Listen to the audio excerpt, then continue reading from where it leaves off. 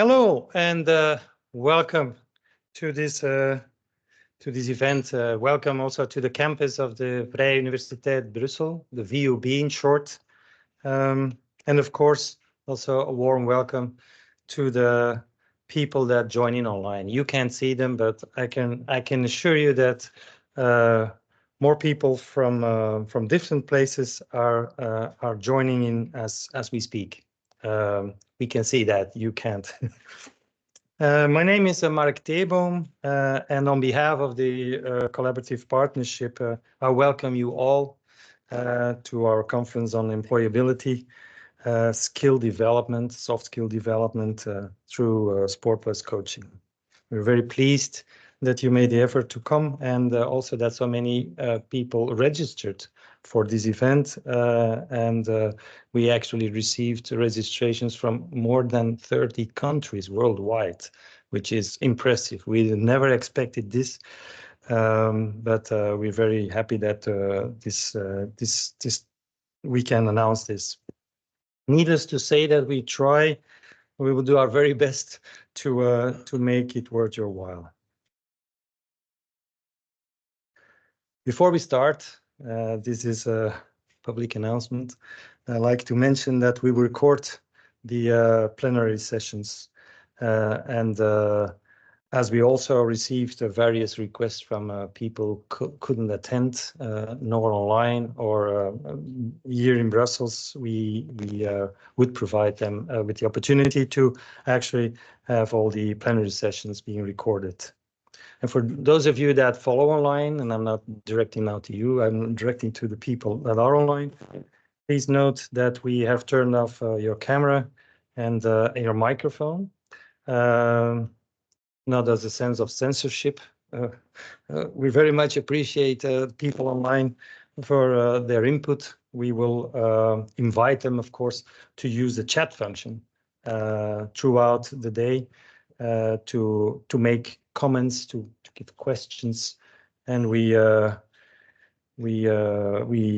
definitely monitoring them, these comments, and we'll try to answer and or react to respond to what has been posted during the day. So this is more like a practical message. Okay. Regarding the actual program of the conference, you all have this in your map. We will start soon with introducing the topic, which will be a plenary, so it will be a hybrid event, coffee break, and then we will go a little bit more into detail about the main deliverable of the project, the Coach Plus project, which is a MOOC, and also we give the floor to our partners to show, to give their insight of their organization, as well as they're looking at the relevance of the MOOC itself. Lunch, and then we split up. We don't have a plenary session planned at that time. We will split up. I will tell you later on for the people that are present here how that will work. We will have parallel sessions. You might think parallel means, oh, you have to choose. No, we chose for you randomly, but rest assured, it's the same topics that will be dealt during both interactive sessions. So it's basically to get better interaction. So we make smaller groups. I think that makes more sense. But for those that are online, you might think that you're off the hook. You're not off the hook, because we will give you some things to do while we are in the interactive sessions. I come to that later on as well. And then there's a panel discussion, which try to give an overview of also in relation to policies. And therefore, we also have our panel, which we then will present and introduce at 3 p.m. Also, for the people online, we will give first, before starting with the panel discussion, we will give a short overview of the major findings or the major things that come out of the interactive sessions. And I'm looking at our our reporters here, who will then give a brief overview of that before we start with the panel. So everybody should then be aware of what what has come out of these interactive sessions. So the first part is the session 1, where we will talk about introducing the topic. I already told you my name, and Fred Coulter, who is a visiting professor and a member of our research group, will join in to give also some very specific insights into this topic. We both affiliated, as some of our colleagues here, at the research group Sport and Society at the University of Brussels. Of course, you might say one of the main topics of today is employability, the concept which might be familiar for people, but might be for some others not very familiar. By the way, it's very difficult for a Dutch-speaking person to find a good Dutch translation for this word, I must say. For the English one, it makes a lot of sense. You see two words in it. You see employment, you see ability, but you cannot use it in a Dutch context. You can for a French, for example. I stay away from the Serbian. Our colleagues will explain that. But I mean, and the German, I don't know. Do you guys have a yeah, so it doesn't look like employability, right? That's my point here. Okay, anyway. Yeah, to give you some insight on what that means, basically, there's a lot of definitions. We're not going to go for the definition, but one perspective is that it's usually framed in terms of an individual's characteristics and skills, which are deemed to enable them to find and maintain a job, which is a very broad one to look at. Now, looking at some of the literature, Blades and colleagues, they identified several specific competences, and they have actually situated them on different levels, which then give some insight into the variety of the skills that we are talking about. For example, on the personal level, they talk about confidence, self-esteem, motivation, self-efficacy. At interpersonal level, they talk about social skills in general, communication, teamwork, assertiveness. With regard to self-management, they talk about self-control, reliability, positive attitude, and presentation. And with regard to initiative and delivery, they talk about planning, problem-solving, prioritizing. But as you can see, most of these employability skills, they are general in nature, right? So they're relevant for many types of employment and many types of occupations and other spheres of life, basically. So consequently, they can also be referred to more generally to soft skills. So that's why we often mix these terms. Of course, the emphasis is here on employability, but you can see where this is going. Why we have set up this project, we try to explain that. We will give you some insights in our line of thinking.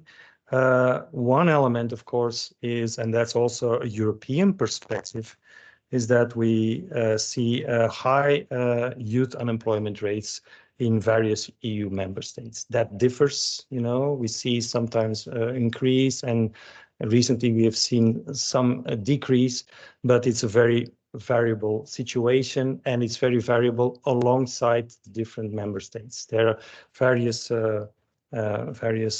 indicators showing that there are a huge variation in this, but it's alarming for some. In some parts of Europe, it's alarming. So, and this is alarming, basically on the fact that it poses a high risk for young NEETs, so those young people not in education or employment or training. And we focus on the age group of 15 to 29 years of age. That's actually the EU's perspective, and that they will become socially and economically marginalized. So there's a EU strategy since a number of years to increase the level of employability of this group. Now, you might wonder, why do we link this to sport and employability? Well, I mean, if you look at various policy statements, various policy documents, you see that the EU, the European Union, recognizes the potential of sport to increase youth employability. For example, looking at the EU work plan for sport, you might say the sport policy document of the EU, which is bound to end now. There's a new one coming up very soon, actually. And we will use it basically during the panel discussion to have one of our panel members, which will be the head of the sport unit of the European Commission, to ask some questions about that, because we're all interested, of course, to find out what is this still an issue in the upcoming new EU work plan for sport, starting actually into action at July 2024, so nearby, very soon, until 2027. So it might be interesting to have a view. In any case, the current EU work plan is focusing and has also been indicating the importance of using sport to look at this challenge of youth unemployment and how that can be used to increase employability among young people. So same things we can see in the Erasmus Plus Sport Key Action 2, where it's clearly stipulated that sport has this position. And I can already tell you that there are elements showing, because we see the recent European Council agreement on this, that they suggest that the next European work plan for sport should also have focus, among other things, of course, on the use of sport for employability, increasing employability. So that's an interesting topic to look at. We have seen over the past couple of years, quite a number of years, a growing number of organizations in the EU and elsewhere. And I think that's the reason why we get so much attention as well from our online participants from all parts of the world, Latin America, Africa, Asia.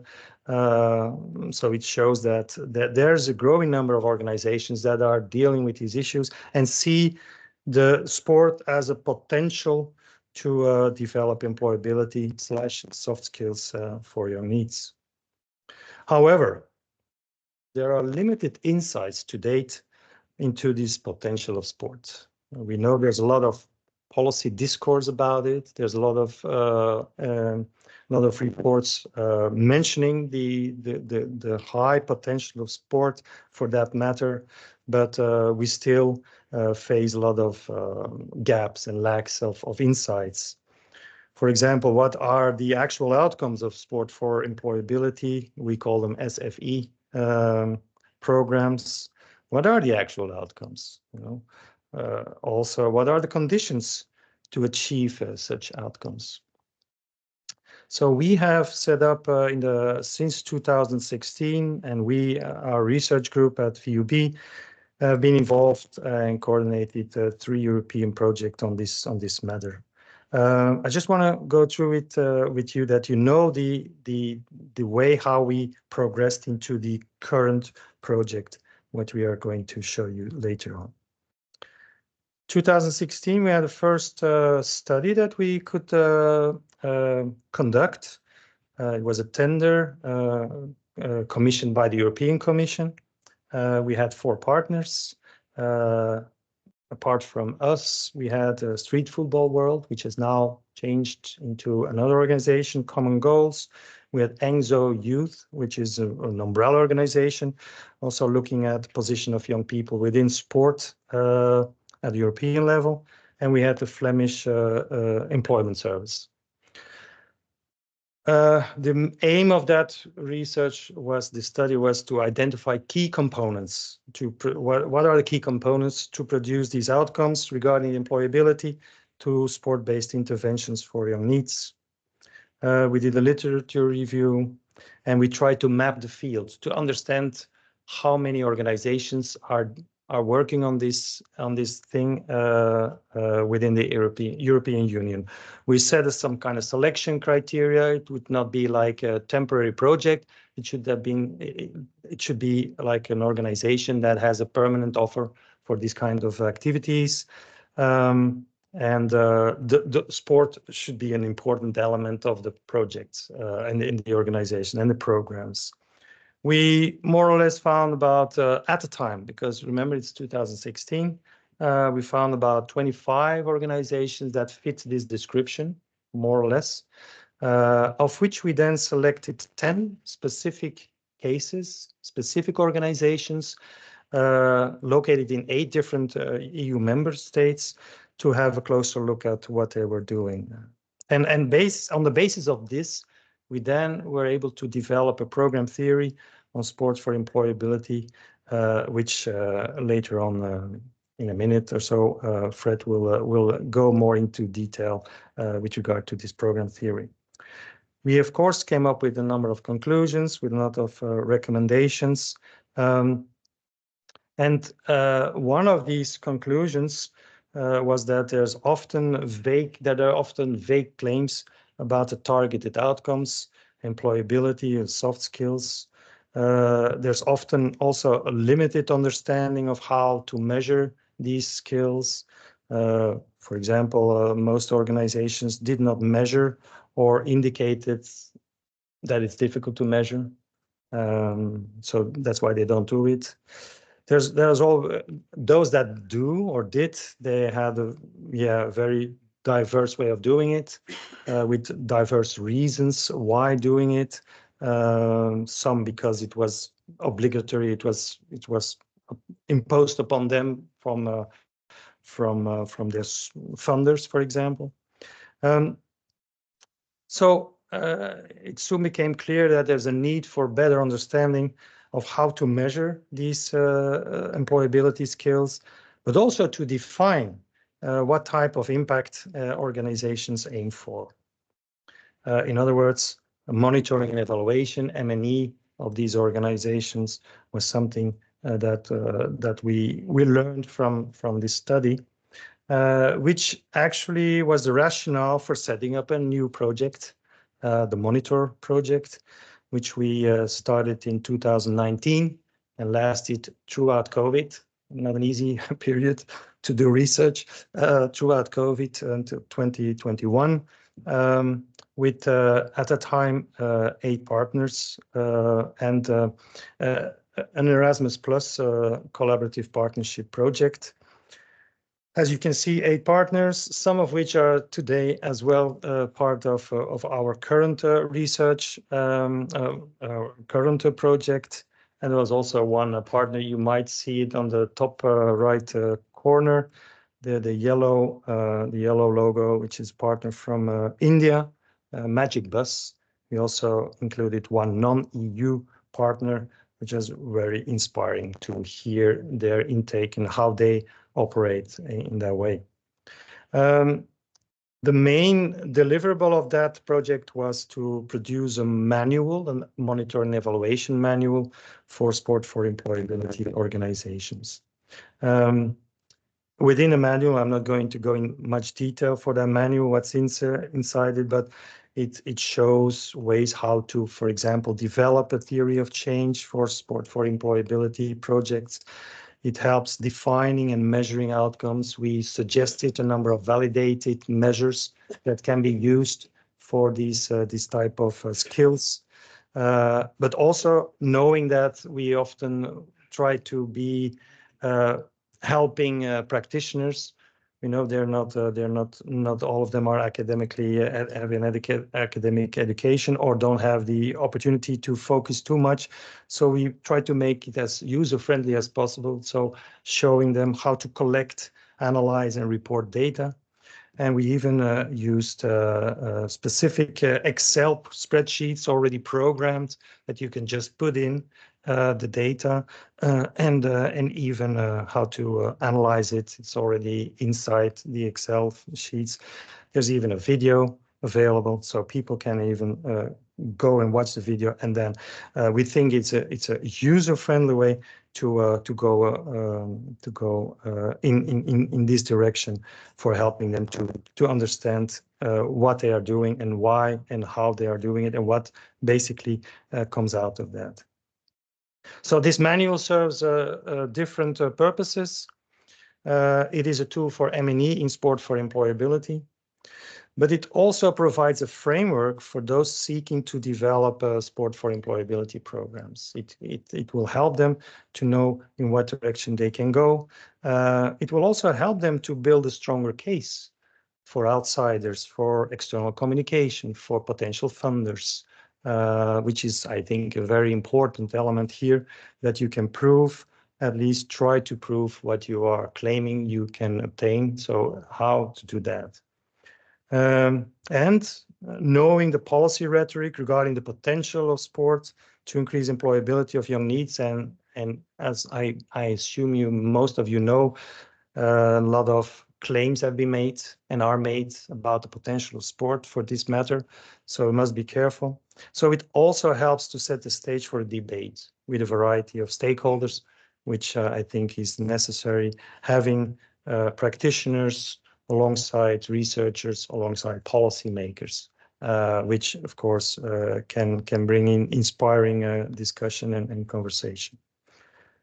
Okay, I said we have developed this type of thinking about the sport for employability and what insights we have learned. We will go a little bit more in detail now, and I gladly give the floor to my colleague and good friend, Fred Coulter, to show us the rest of this. Yeah.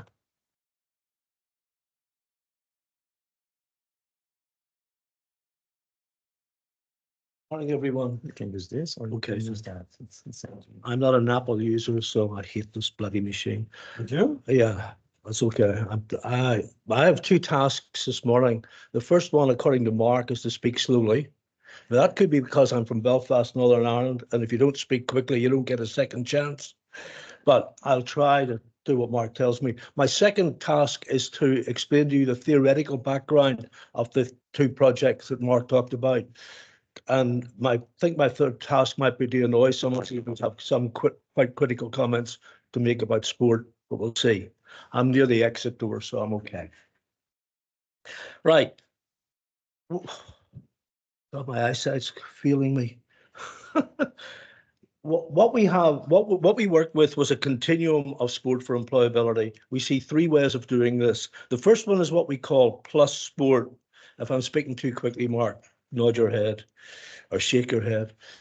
This basically is a youth work approach, which uses sport for like a fly paper, something to attract kids to a program. For example, I've done a lot of work in Africa. If you've got sport and HIV, kids won't turn up. If you've got sport, which they then enjoy, you can then do the HIV work with them. So this is a way of disguising what programs are about. So you use free sport as a fly paper and an attraction. Sport in this case, as in all cases, is used to establish positive social relationships and to develop respect and trust between the providers and the participants. But there's very limited experiential learning for sport. Most of the work and the development work is done by a youth work practice, and the sport is just a diversion. It's a way of keeping the kids enjoying themselves and building positive relationships with them. The second approach is sport. This is the one we hear in the evangelical power of sport rhetoric. It's the only thing I disagree with Nelson Mandela on. I think that the rhetoric of the power of sport, I think, is deeply misleading when you're talking to other people as well. And this implies that there is an inherent properties of sport. Sorry, I can't read the screen. I'm going to have to read my notes here. This implies that there are inherent properties of sport, and so it's implicit learning. In taking part in sport, implicitly you're developing a series of skills, which I've listed here as teamwork, communication, conflict management, perceived self-efficacy, and leadership. The assumption is that taking part in sport, these things just happen. You know, people, it's this black box, you put them into it, they go in as kids at risk, and they come out the other end as fully formed citizens. Something magic happens in this box. But there's a problem with this. The research indicates, Kubota says that positive outcomes from sports participation are only a possibility. And if you think about that, any social interventions like that, the education system is like that. The education system doesn't always produce positive outcomes. It fails some kids and some kids fail it. So to think that sport automatically produces positive outcomes is misleading. There's no direct linear effect between simple participation and effect cannot be assumed. What I often say to people, if you look at any jail in any country, most of the prisoners in that jail have played football and played it quite consistently and regularly, but they still end up in jail. So the issue about what you learn in sport is very problematic. And sport itself, of course, you can learn negative lessons through sport as well, as we know. So Patrickson, in a Council of Europe paper, argued that sport, like most activities, is not a priori good or bad, but has the potential of producing both positive and negative outcomes. Questions like what conditions are necessary for sport to have beneficial outcomes must be asked more often. So what is in this black box? When we look into it, we've lost the heading that you can't see there is necessary and sufficient conditions. To have any outcome from sport, the necessary conditions you take part in it. To have sufficient conditions is taking part in a positive experience. So we have to consider what sort of experience we're offering young people when they take part in sport.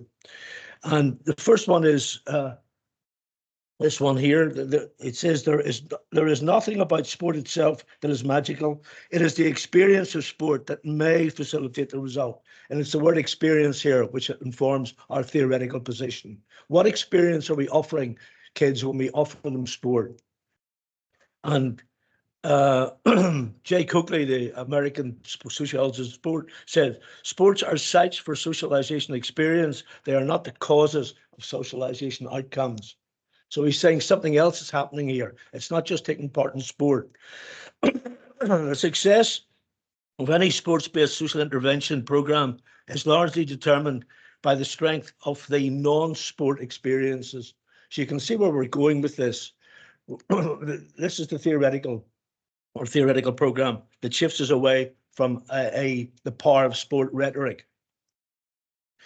The educational experience within the sporting experience is the most critical space. These two guys, Hartman and Quack's his PhD student, when they say educational experience, they mean it in its widest sense. They don't mean it in a straightforward didactic sense. They say that the educational experience is about the social relationships and everything else that occurs in this space. And these people are from Loughborough University. They argue that social relationships experienced during involvement in physical activity programs are the most significant factor in affecting behavioral change. It is the social process and not the activity type that is a vital element in engaging young people. There's a study done in Australia about sport and crime, and the conclusion was that the type of activity is irrelevant. It's the nature of the experience that you're offered in that sporting context. So the activity itself is irrelevant. Okay, so that's our thinking. So we now come, that leads us to the concept of Sport Plus, which Mark referred to earlier on. And so what do we mean by Sport Plus? We mean we move from an implicit notion of transfer of skills to an explicit approach. And the two I've put up here are, some of you will probably know this already, Football 3 and Scoring for the Future. These are the Street Football World programs, and they use a methodology which is pretty standard now, which is they call a game of three halves. All sessions deal with one social skills. You might deal with communication, you might deal with emotional control, you might deal with self-efficacy. Each one deals with one, and at the start of this, you explain what the concept is to the participants. You then do a specifically designed session, and at the end of that session, you do a debriefing. Okay, guys, what did we learn today? And what is the relevance of this skill to your broader world? So there is a specific didactic approach to this. The kids are not left to pick this up implicitly. They're made to consciously recognize what they're doing. And the one that, for most of the work that I've done, is this one, which you have workshops and then you have football. So you have workshops in which you deal with issues. Okay, guys, what are the employability skills? What does communication really mean? What does it entail? And then, oh, sorry about this. The politician. We mutually, sorry, you then do the program itself. It's the same methodology. Okay, guys, let's go and play a game. And at the end of that, you do a debriefing, or you go back to the workshop. What did we learn today? And what you do is you try to get the kids to consider what the relevance of what they did on that pitch to the outside world. So it's a consistent reflection on the issues. It's not left in the part of sport rhetoric as an implicit outcome. It's actually an explicit outcome. And I love this phrase: life skills must be taught rather than caught. So that captures our methodology. Am I going too fast? If I have a drink, I'll talk really. Oh, you mean water? Okay. Okay.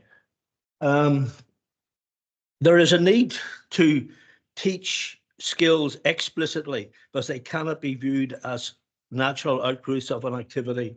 You can't expect kids to know that they are learning conflict management and that conflict management will help them in a work situation. You have to tell them, you have to be explicit. This is what we're going to deal with today. This is why it's important. We do the exercise and then we debrief. Okay, guys, what did you learn today? So this is Sport Plus. This is our concept of Sport Plus. The best way to foster skill acquisition is to integrate sport and life skills instruction seamlessly. That's what Sport Plus does. What we do is we have the workshop, we have the sports skills sessions in which the workshop issues are dealt with. Some people, for example, that I've worked with have a red card moment where they find if kids do something wrong in a session, they stop the session and they explain to them what they've done wrong. I remember in one session I said the guy did a really rough tackle, and the coach said to him, if you did that outside this pitch, you'd be arrested. So they're constantly asking the kids to reflect on their behavior during the session and afterwards. So that's our version of Sport Plus. And so what we have in this continuum is we have youth workers on the left, as always. We have coaches in the middle, and we have a mixture of coach and youth worker. So the MOOC that we're talking about today is to try to produce an admixture of a youth worker and a sports coach together, entailing this approach to the skill development. So Sport Plus, what is it? It moves us away from a concern with technical performance to personal and social development. So this is where the youth work thing comes in. Our concern is with the person, not the skills. We're concerned with developing that person so that the program is concentrating on the personal development needs of the participant, not the skill development needs. We move from implicit, it happens naturally, to explicit. We have to be very reflective. We have to be very didactic in telling kids what they're doing and why they're doing it and what its relevance is. And this is my favorite comment. Skills are taught rather than caught. We have to make kids aware and be very self-reflective on the nature of the experiences that they're having. And the big issue for Sport Plus is an ongoing self-reflection. At every point in this, kids are asked to reflect back on what they've done and the relevance of what they've done and how they can improve themselves and its relevance to employability. So we're going beyond the pitch, beyond the touchline. At all these programs, you're asking them what the relevance is beyond the touchline. Okay, what does that tell you about your place in the real world? Okay. And so this is an integrated curriculum approach. that we have a systematic emphasis on the relevance of all elements of the program activities, as you'll see in a minute when I do the program theory, on the development of employability. The sports sessions are designed to clearly reflect and reinforce workshop content. So the coaches and the people who run the workshops work in tandem here. So you run a workshop, and with the coach, you design a program to illustrate what you've just taught in the workshop. Okay, well, that's what Street League did in Birmingham. An amazing one I went to. They did interview technique, and it had a dance session after it. And the dance session was designed around interview techniques, self-presentation, listening to instructions, doing what you're required to do, and presenting yourself well. And it was wonderful because the woman who did the workshop was not an athlete. I won't say anything more than that. She wasn't an athlete, but she went in and did the program with the kids, which legitimated her with the kids. She had just told them what to do, and she wasn't an athlete, and she went and did it with them. So that was the integrated and the social relationships, which are the strength of these programs. This is a quote from a coach. Sorry, guys, I'm going to have to read this here. I can't read this here. This is a guy saying that the two different environments, the workshop and the sporting sessions. Oh, sorry. I'm normally in Belfast. Anybody can hear me? Oh, sorry. My apologies online. See how old I am online, you know? I mean, what does that mean? This says that in the workshop, some kids who feel at school mightn't be very effective in workshops, but when they go into the sporting arena and when they begin to do physical activity, you can see a different person and you can make different judgments about them. So adding the didactic approach in the workshops to the physical activity approach is very inclusive. It caters for everyone, and you can see them in different contexts. So that this allows you to see the nature of their development. This is what the MOOC is about. It's important that all staff understand the processes and mechanisms and about personal social development. In the monitoring and evaluation manual we did, we tell you how to measure perceived self-efficacy, but we also tell you how to run programs to develop it. So it's important to know how perceived self-efficacy, what some people wrongly call confidence, is actually developed. So it's important that everybody knows that the program is run to develop these skills, so they're aware of process. And it's important that coaches be explicit. At all times, there's an exchange here between the coach and the self-reflective participant. The coaches must be able to say at all times, okay, guys, you know what you've done, but why is that important? And how would you do it elsewhere? And what is its relevance? You're constantly. I asked a kid in Birmingham what the program was like. He said, it's not like school. They never asked us to do this in school. In school, they were just told to learn something and repeat it. This program asked them to learn something and then reflect on it and reflect on its meaning. So that's what we mean by Sport Plus. Okay, I'm going to have to go around here because I can't read it there. This to me seems like. Oh, sorry. I can't read it. That's a problem. This to me is what a lot of sport for development looks like. When you talk about the power of sport, there's always a miracle happens in these programs. Oh, good. Oh, here, brilliant. I'm a pop star now. Is that?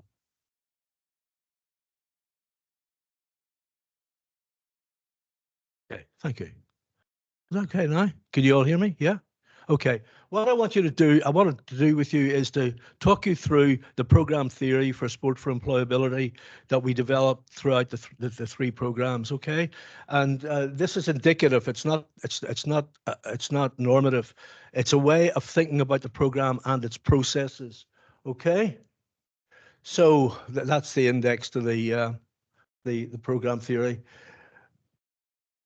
The first thing is the sport for employability programs have to have a voluntary. They have to have a voluntary engagement. Kids have to know what they're coming to. This program is not about sport. It's about sport and employability. You're not coming along here to turn into an elite athlete. We're going to try to do something else with you. Sorry, this is a problem for me. I've got it here. There we are. There we are. I'll look at this here. Okay. I'll put this back on again. And I'll stay here. Okay. Okay.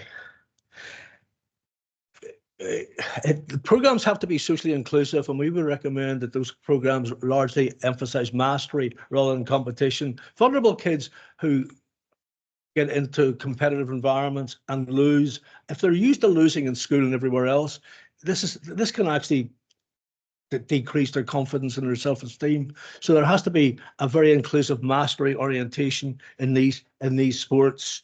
And if you use a football 3 methodology, the kids themselves can determine the rules.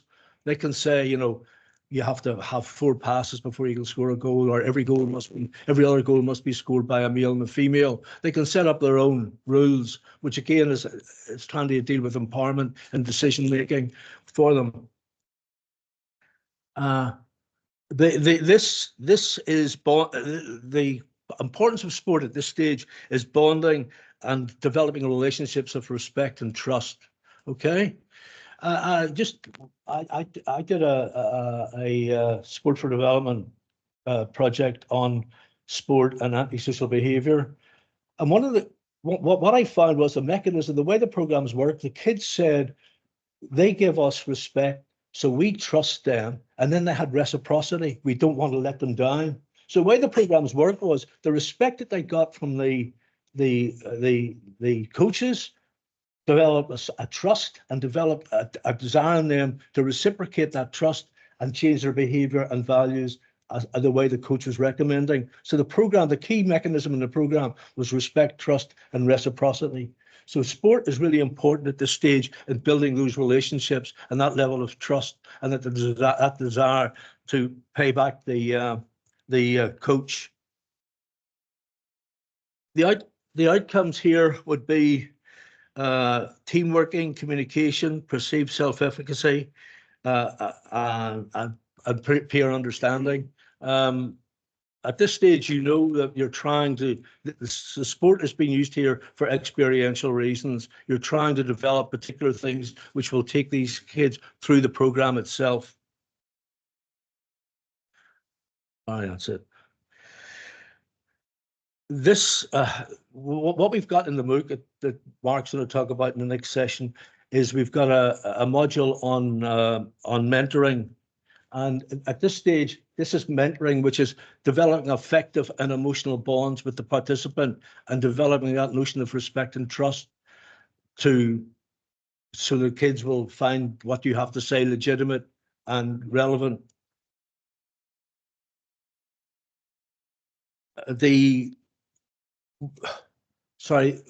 Although this is set out in a linear fashion, it's clearly not linear. That once you establish the social climate stays in the program throughout. So the social climate, the participants may decide, for example, one program I looked at in Belfast, the kids decided how people should behave in the program.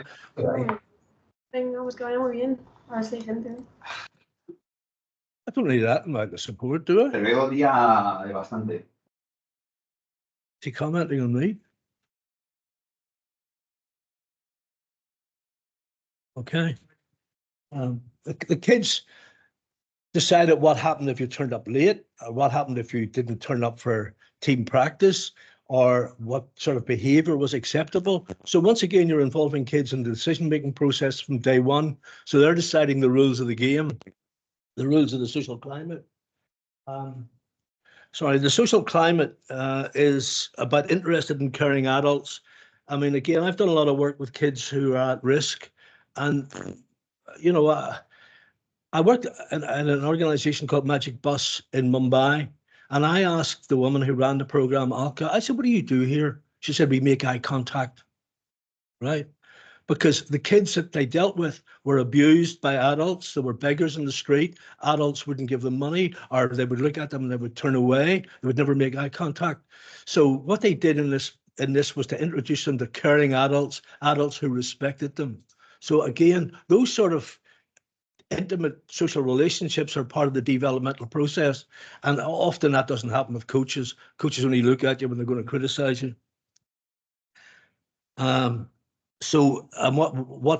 This respect and trust means that at this stage, the coaches and the mentors are models for behavior. They're models for conventional behavior, and they give critical support and values based on achievement.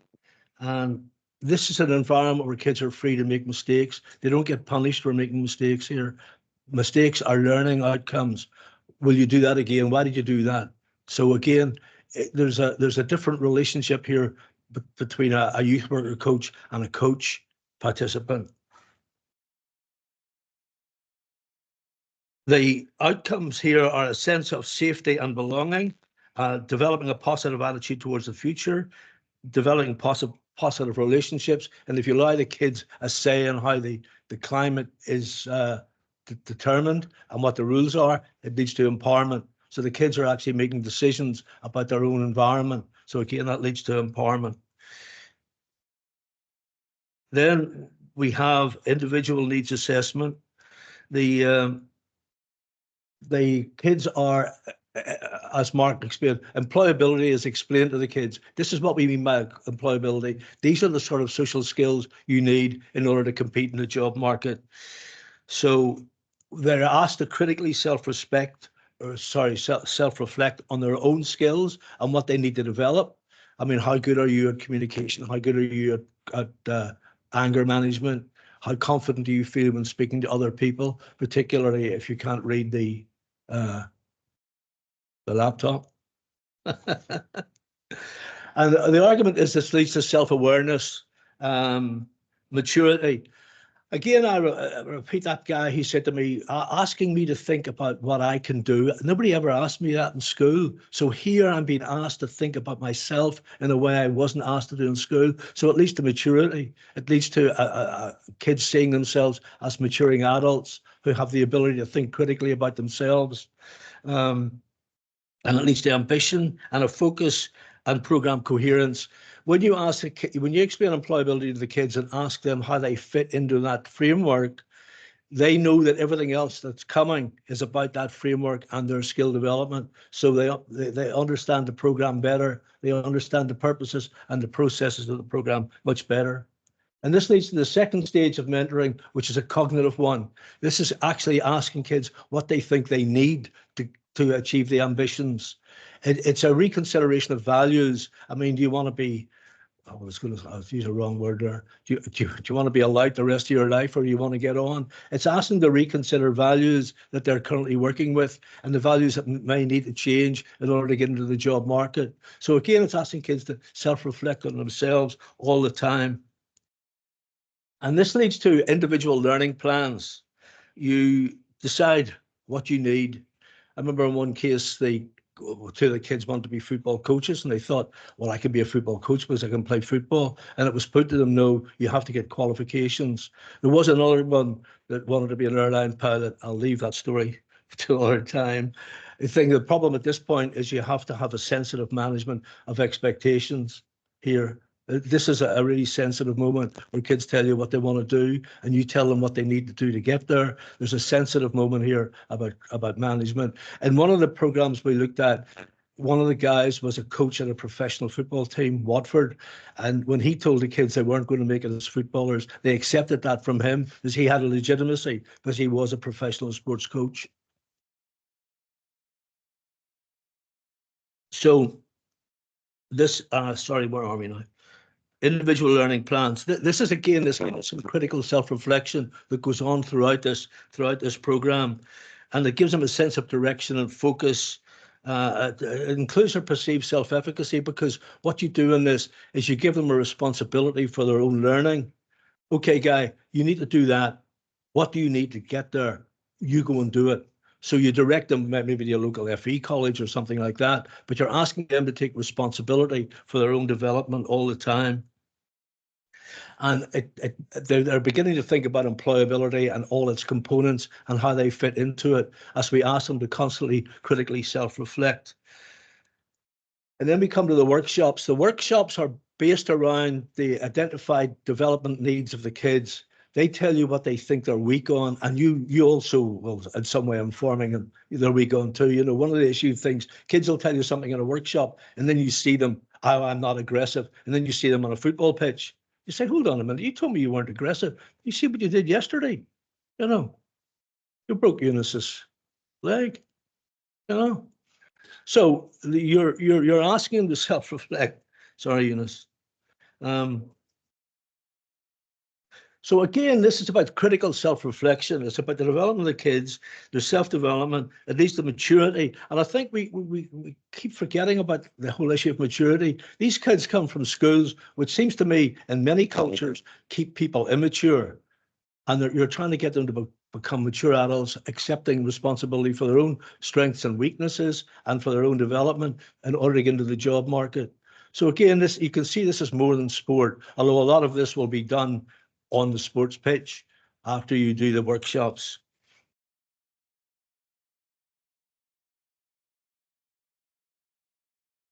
This is coaching. By coaching here, we mean assisting kids to develop, developing the aptitudes required for the job market. So you will direct them, you will help them through the workshops, or you will help them through the program to develop these skills, these soft social skills, or if they need harder skills, you will direct them where they can get those. So at this, and by the way, this mentoring, I'll just say something about the mentoring. The mentoring is quite a complicated and specialized task. It is a responsibility of organizations to do the mentoring, not necessarily the one person. The one person mightn't be able to do all of this. A good sports coach, a good guy on the pitch mightn't be able to do all this. So this is an organizational responsibility. In the best of all possible worlds, the one person does the mentoring throughout the program. But you'll see when we get to the end bit, one person mightn't be able to do this. But the mentoring is central to Sport Plus, helping young people to develop themselves by self-reflecting.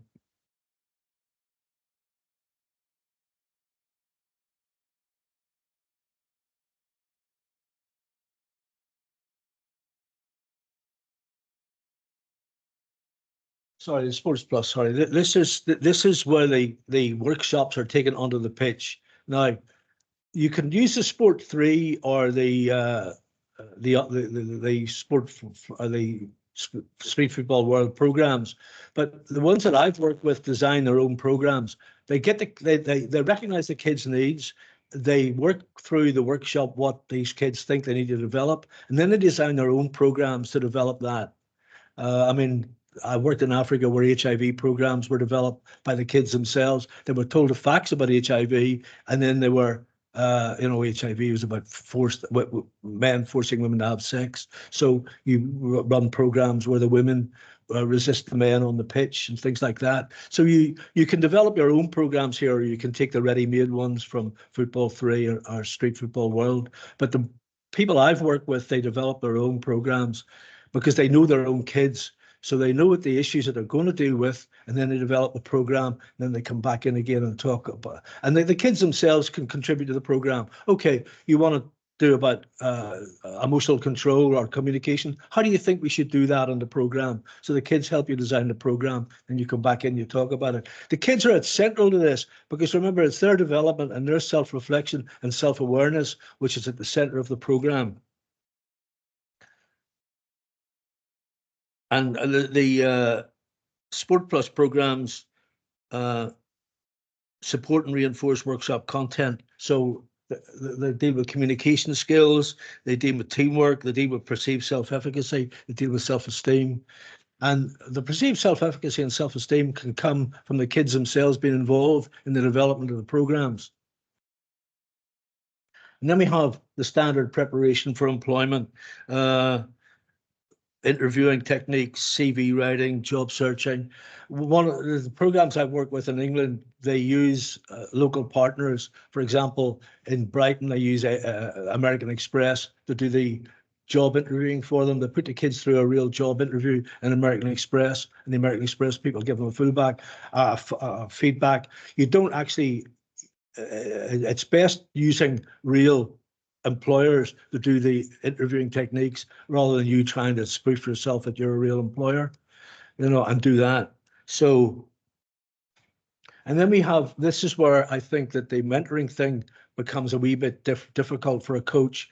This is sponsoring, this is using their connections with local employers to get people work experience. So this is the mentor negotiating with a local employer to take someone on for a week's work, you know, and the program I work with in Brighton, Amex do that all the time with them. They take the kids and allow them in for a week. In Street League, they use a warehouse for sports goods where the kids work in the warehouse for a week. So you give that allows work experience, understanding of the world of work and its requirements. And the outcomes of that, the outcomes really just relate to what Mark outlined as the key responsibility. But there's an additional thing here. There is one guy said to me in London, he said, the problem is the real learning for these kids starts when they get a job. And you just can't get them off your program and throw them into a job. So ongoing support. In Mumbai, where I worked, Magic Bus, they support the kids for 6 months. And the advantage of this is quite clear. If an employer is going to take on a kid who might have been at risk, who might have been involved in crime, who's been through your program, you're asking them to take a risk, but they will take that risk if you're there to support them with the kid. So what happens is the program supports these kids for 6 months in employment, and it debriefs them. It says, okay, what happened in the last week and how did you deal with that? And you're always there as a fallback position for the employer. Now, this is expensive, but believe me, it works. Street League do it in London, and Magic Bus in Mumbai do it, and they work with the kids for 6 months. They just don't abandon them. They get them into a program, and they continue to work with the employer to develop them. And remember the phrase, the real learning starts when they get a job. Okay, that's me. Was I too fast?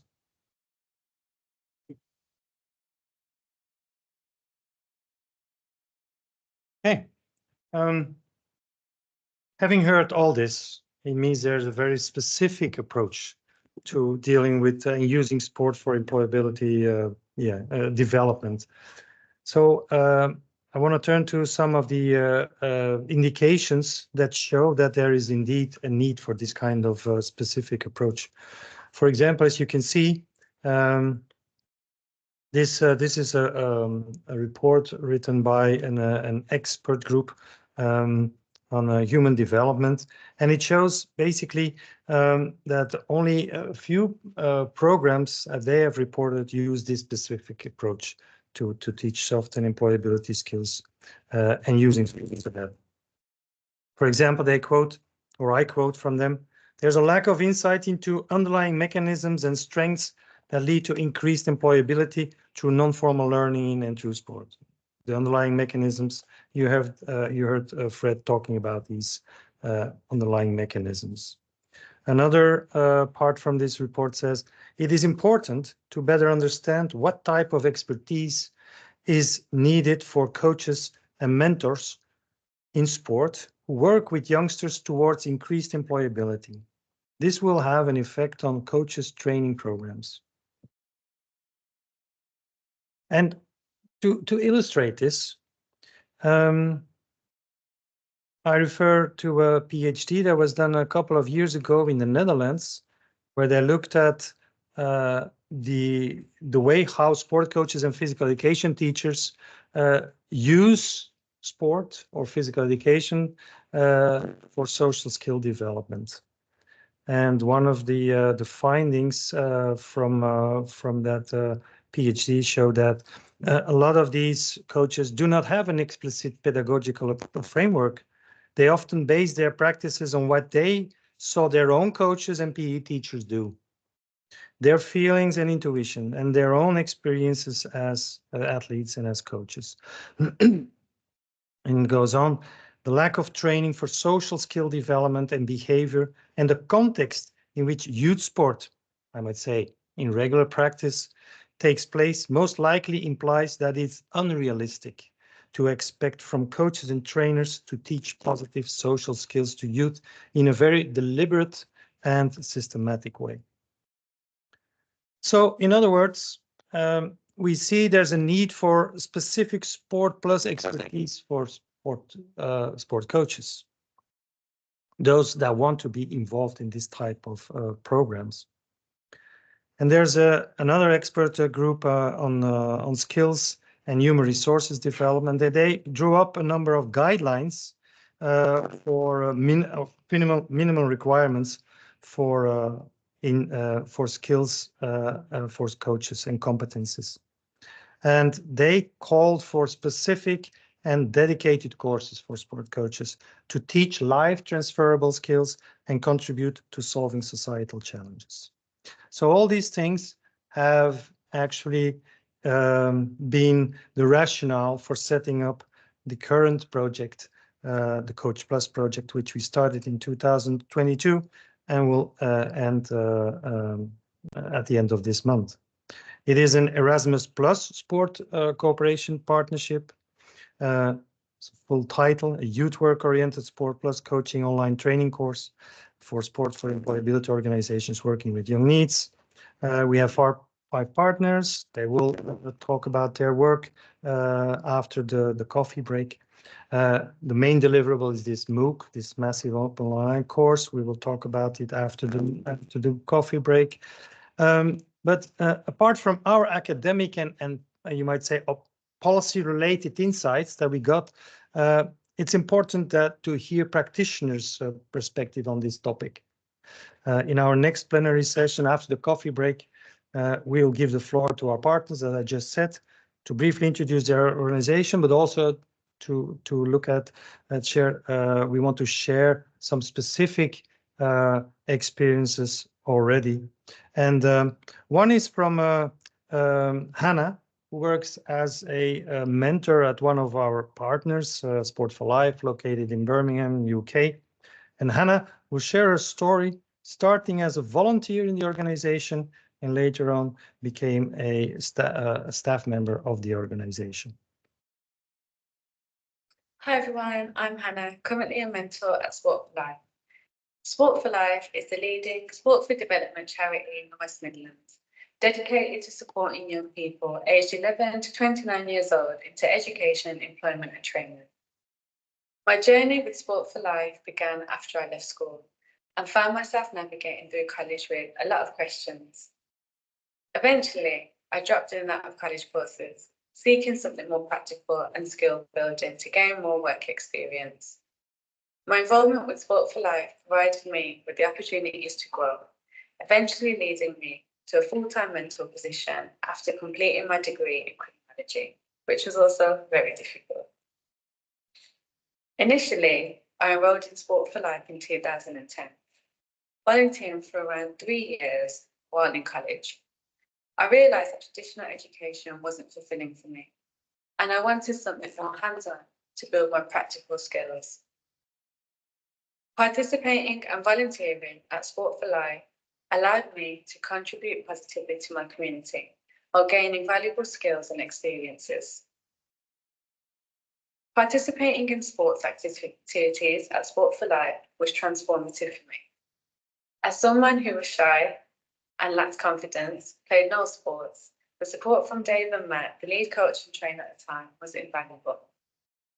He challenged me by throwing me into the deep end with sports activities, which significantly enhanced my leadership skills. As he always said, I could swim. Completing qualifications in football, basketball, along with certifications as a young leader and sports leader, not only boosted my confidence, but also provided me with tangible skills that I could apply in various aspects of my life, personally and professionally. Sport for Life offered a range of workshops tailored for young professionals like myself. These workshops focused on mentoring, networking, and supporting young people.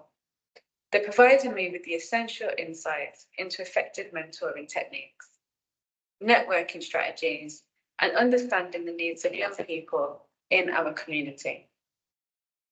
Additionally, through Sport for Life partnerships, I was able to attend workshops on personal development, mentoring young women and girls, and managing challenging behaviour, which further enriched my skill set and understanding of diverse needs within our community. Sport for Life programs and volunteering provided me with numerous social and professional experiences that I might not have had otherwise. It offered a safe space for me to develop my skills, interact with staff and young people.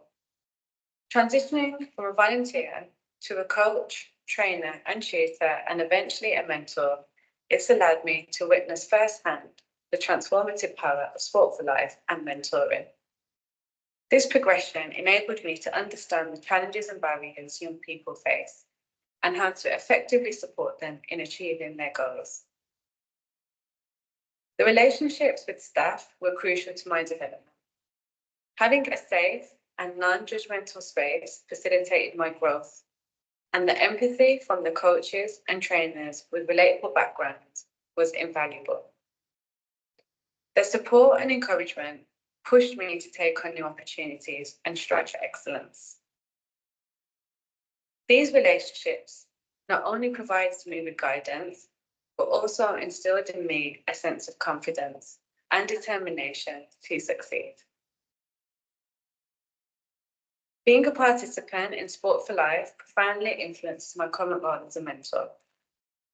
My experiences as a participant have equipped me with compassion and empathy towards those I mentor. I understand firsthand the impact mentoring can have on someone's life, which allows me to tailor my approach to meet the needs of each and every individual which I work with. Drawing from my own experiences, I strive to create a supportive and empowering environment where young people feel valued and motivated to reach their full potential. Thank you. Next is Ansley. Ansley is working as a coordinator for Fair Play Point, an organization from Prague in the Czech Republic. And Ansley shares his experience from an organization where youth workers are using sports as a developmental tool. After his short introduction, we will have time for a question, no doubt.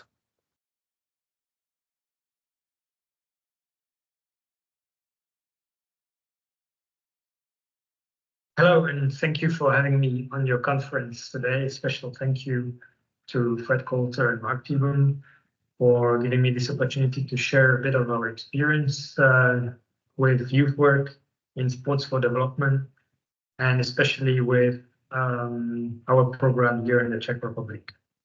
My name is Ainsley Hoffman, and I lead an organization called Fair Play Point. We are based in the Czech Republic and active in 6 different regions of Czech Republic. And our particularity is that we work with youth workers. And I think this is one of the main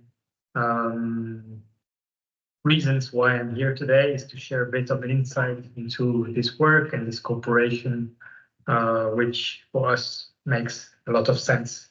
But before I go into these details, I would like also to give you a bit of an insight, a bit of a context into youth work. Here, youth workers are usually also called social workers. They work in youth clubs and social centers. And we can say that here in the Czech Republic, they are the ones, the few ones giving a chance to youngsters after school who don't have the means to go for some activities after school because of their economic or social background. So we can call, or we can say that these institutions where they work are some of the last safety nets for those youngsters who are in need or in desire of care, in desire of support, in desire of some positive ways to socialize. So we decided a few years ago that these people are the right people to work with, because we want to reach out as well to those youngsters and build a program, design a program together to have greater impact and to be able to design a program which fits both our needs and our methodologies and their methodology, because we can see that there is a big complementarity between the two fields and between the two roles, between what we provide and the social workers themselves. And I think this is one of the reasons and the advantages of the cooperation I would like to highlight today. And but before I go into that, I think it's also important to say that there are challenges when working or cooperating with youth workers, because it's not a natural thing to involve sports in their program. It can be something they're afraid of, something they're certainly not experts in. Majority of them are not necessarily sports people, so introducing a sports concept into social work is at first not necessarily well perceived, and it's more perceived with some distance and some fear. So it takes some time before you break the ice and you actually make this bridge and make this cooperation feasible and realistic for them. And actually, there are ways how to do that, and I think it's important to highlight them, or maybe some of you would like to start. And I think the biggest part is to actually focus really on the objective, which is not developing sports people, but rather having a strong focus on social and youth development, which is a common goal they have themselves as social workers. So by highlighting this from the start, it's already giving an equal playing field, and they start to be more receptive by this. So it's important that we highlight the complementarity between what our program is based. So in our case, we use specific methodology, which is based a lot on self-reflection and not so much on the football skills. So we use, for example, the method of Football 3, which involves the self-determination of the rules by the players. It's also about how they are giving each other feedback and how they decide on the overall game itself and the outcome of it, by also reflecting and debriefing on it. So this is important to highlight that our methodology is not based solely on the football, but rather on the social outcomes that it comes and gets and provides. Of course, next to that, there are important elements, which is about like also basics element of sports coaching, which are important. So it's important to give them guidelines on that level, and like trying to guide them through the basics of coaching in terms of leading a session, designing a training course, etc.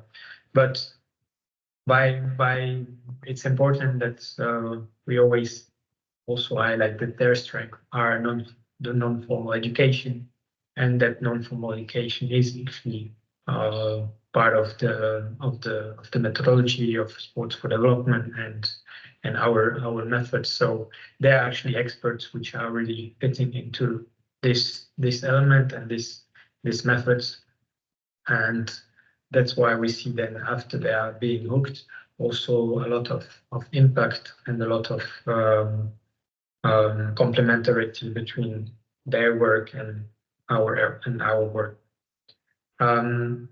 Then looking forward to also what is actually the complementarity in terms of what youth workers bring to football and what actually football brings to youth workers.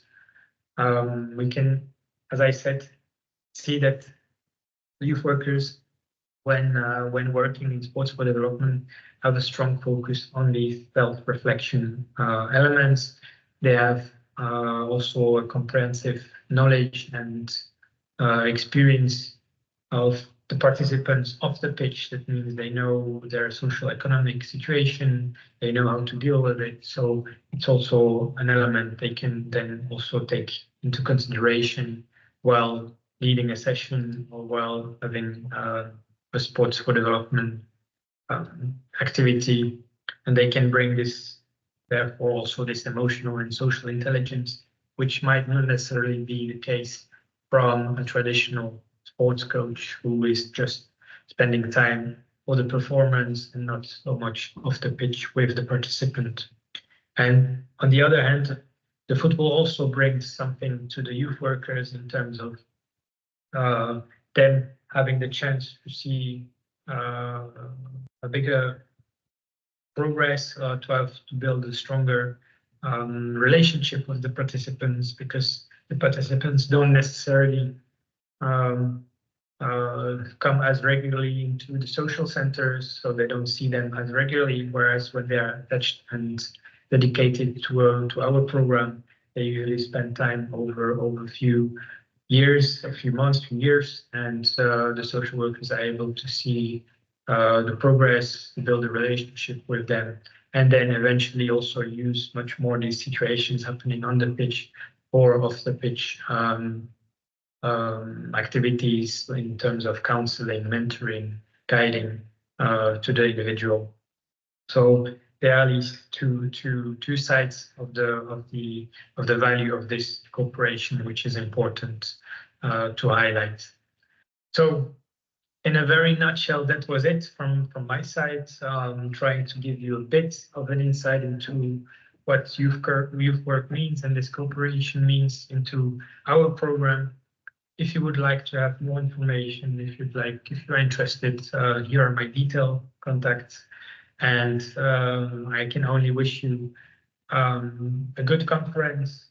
Try to explore as much as possible, exchange, get curious, because this field of sports for development is something we would like to develop further, and think it has great potential to do so. So I wish you a great conference and all the best on your program. Thank you. Bye-bye. Okay, we're running a little bit behind schedule, not too much, because we actually already finalized everything that we want to say. Of course, we want to give you the floor as well to ask questions. We know for the moment there are almost 30 people online joining us, but there's no questions for them at the moment. So, but please feel free if you have a question right now. Remember that there will be a lot of interaction possible for the rest of the day. We have the interaction session, so it's not that we will keep away from interaction. But if you have a very important question for us right now, if you want to share that with us or a comment, please go ahead.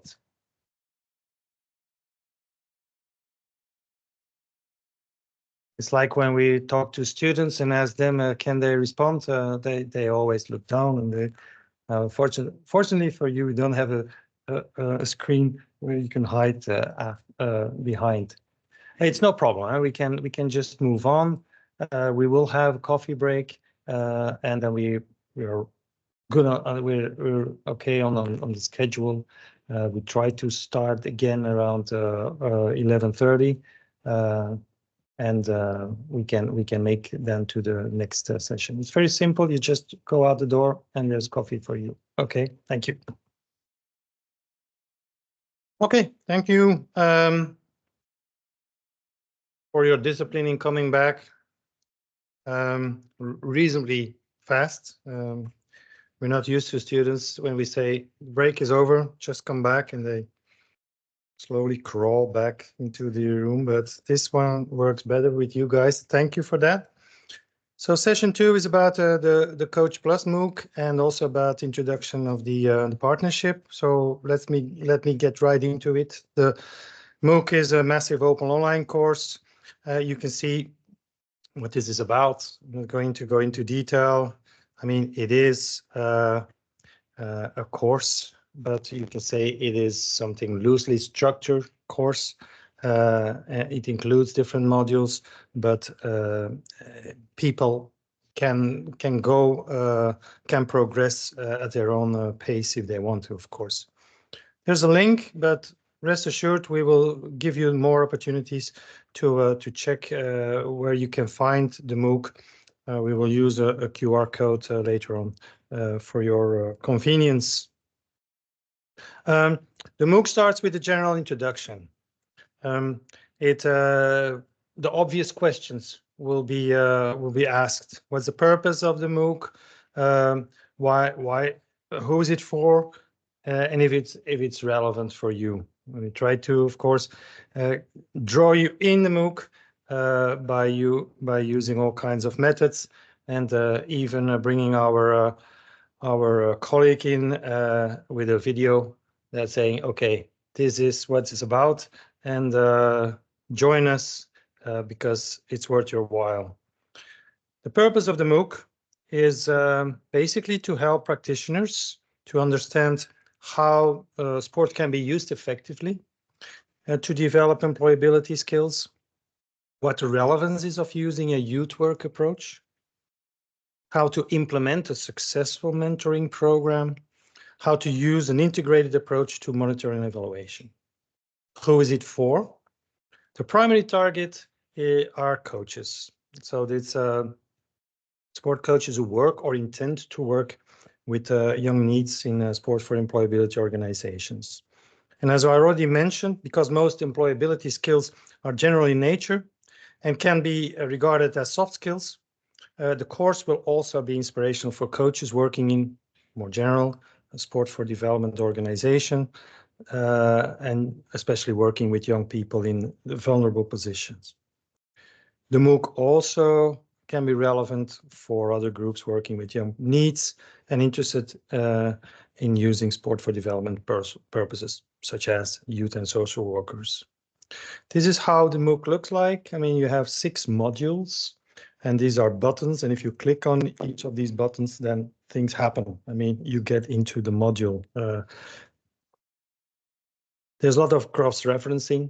So you see something, you can click on it, and you get to another part. I will explain a little bit more in detail in a few minutes. There's graphics, video clips, interactive PDFs. There's links, original sources, recommended readings, additional information. We try to do our best in finding additional information if it's available, and it is if it's freely available, then we provide it. So it comes from other sources. We try to bring everything together. There's exercises included throughout the text, throughout the different modules.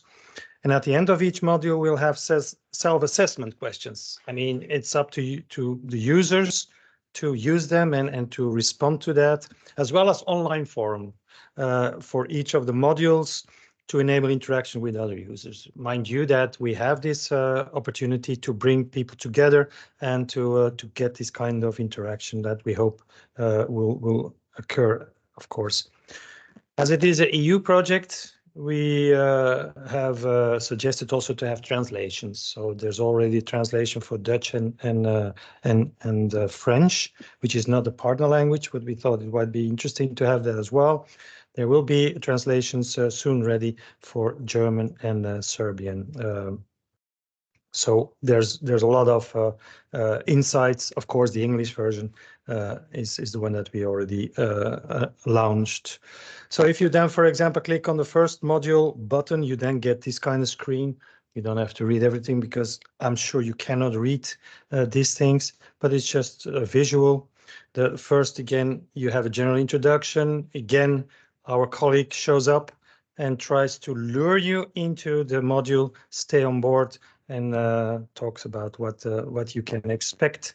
If you then move on to another line, another level, you see the table of content. You then get more information. You see there's a link because it's indicated in blue.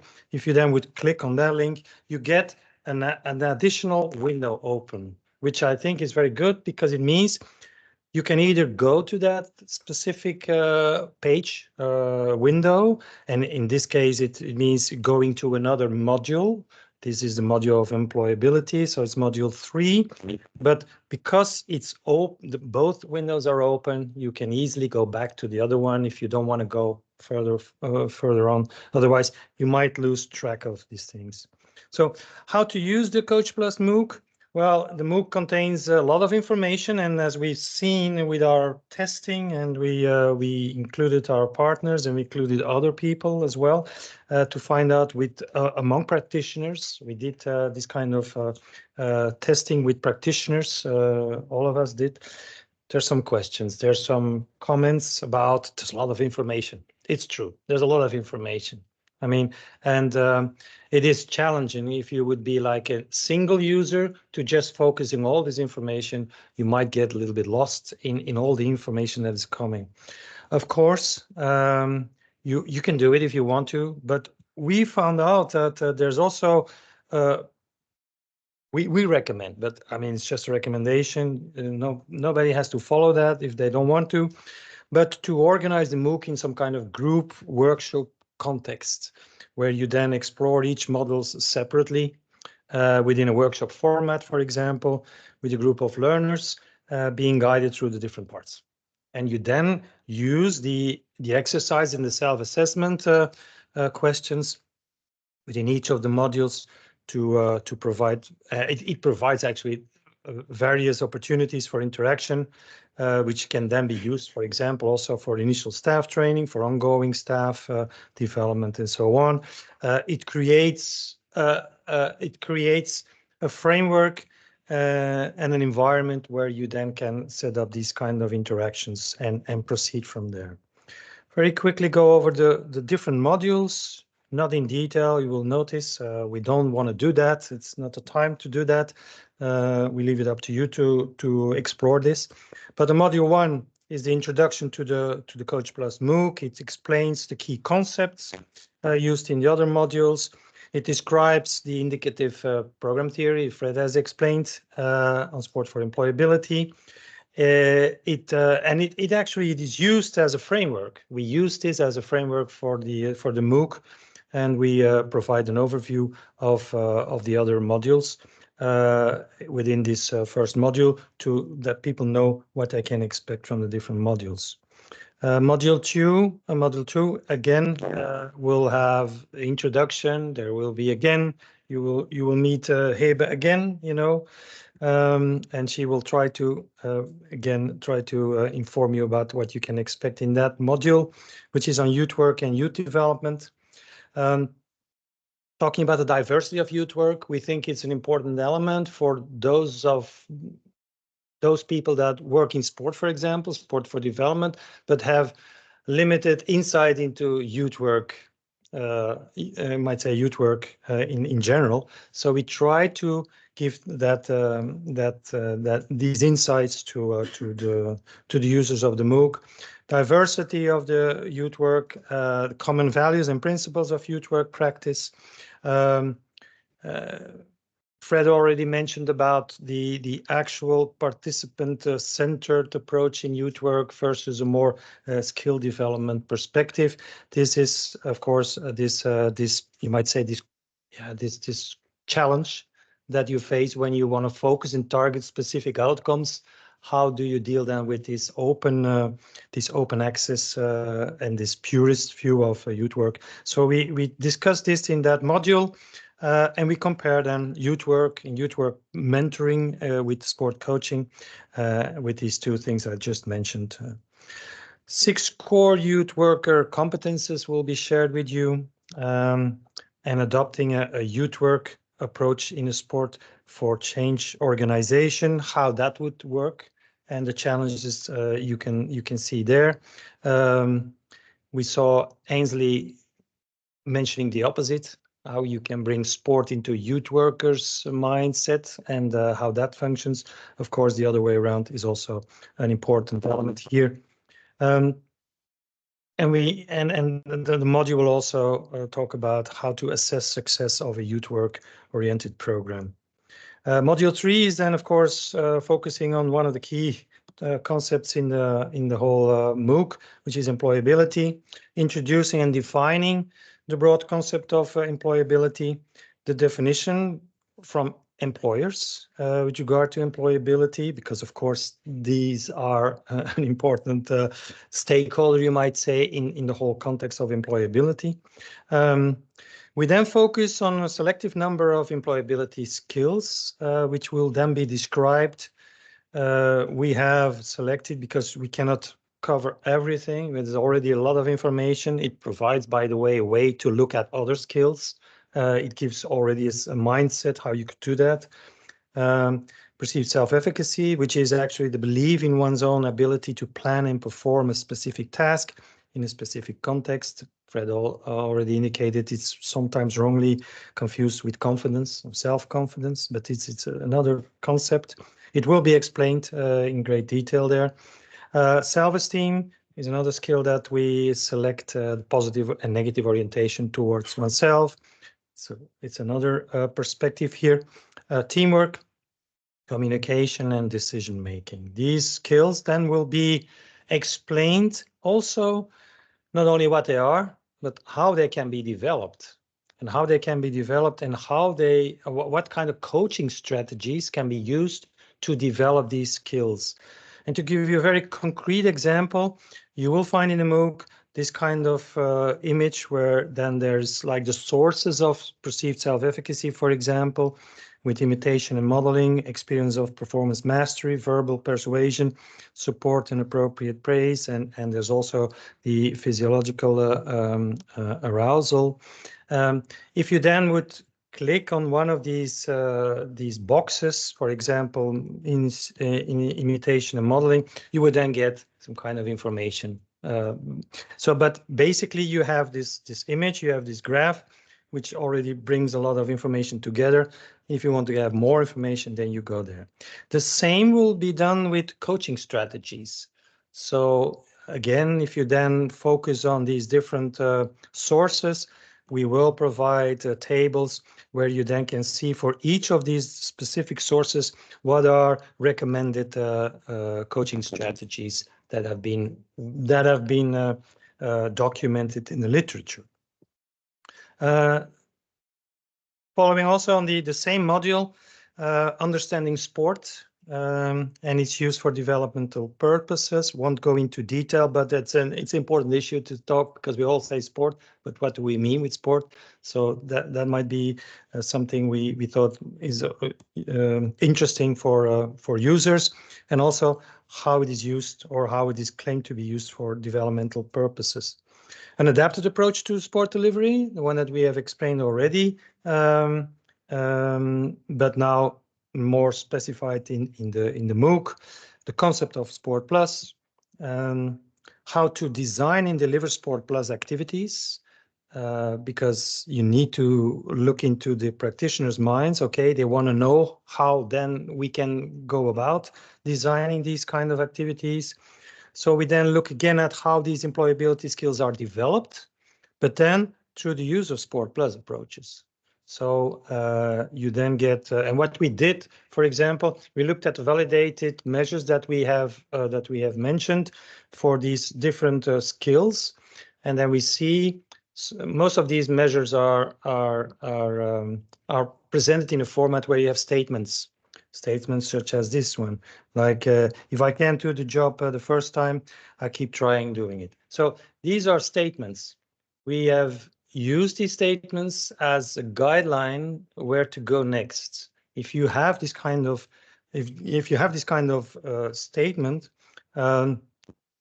then you can just get more information. What could that mean? Okay, it could mean that you need to make something a little bit difficult, that you will not succeed the first time, of course, with proper mentoring, with proper support. And then you get in this kind of setting where you, as Fred mentioned already, you bring in explicitly things where you then can focus on, instead of it will happen eventually, which is not realistic. The module also talks about the main characteristics of Sport Plus coaching. It talks about the concept of learning by experience and reflective practice. Again, the experiential learning element has just been reported is a crucial thing. We try to bring you up to date on what literature tells us about experiential learning, about reflective practice. Going beyond just, did you like it? You know, did you have fun?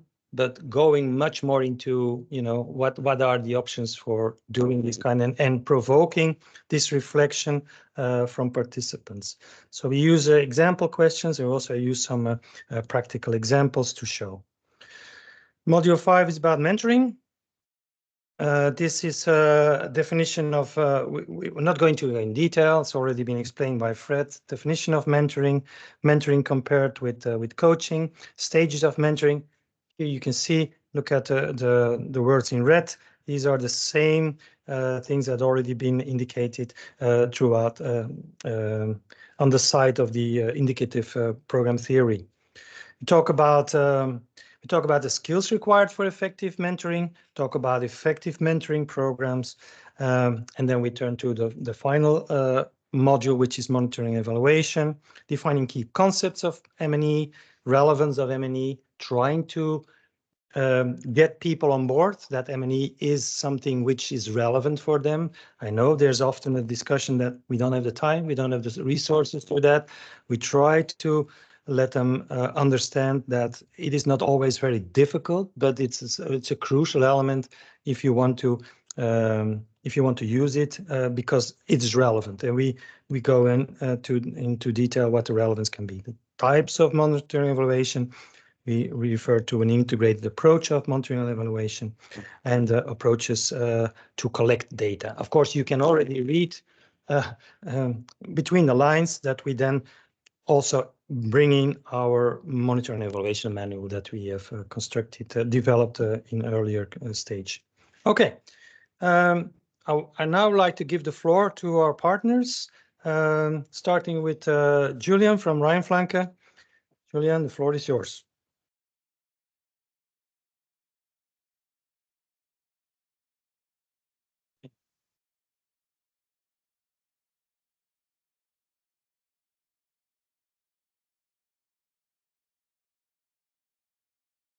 Just.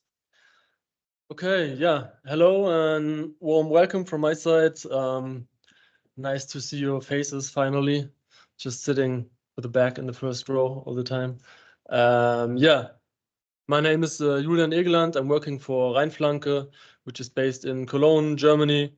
And yeah, we'll just give you a very short and concise introduction to our organization, what we do, how we work, and a few thoughts on the MOOC from our side.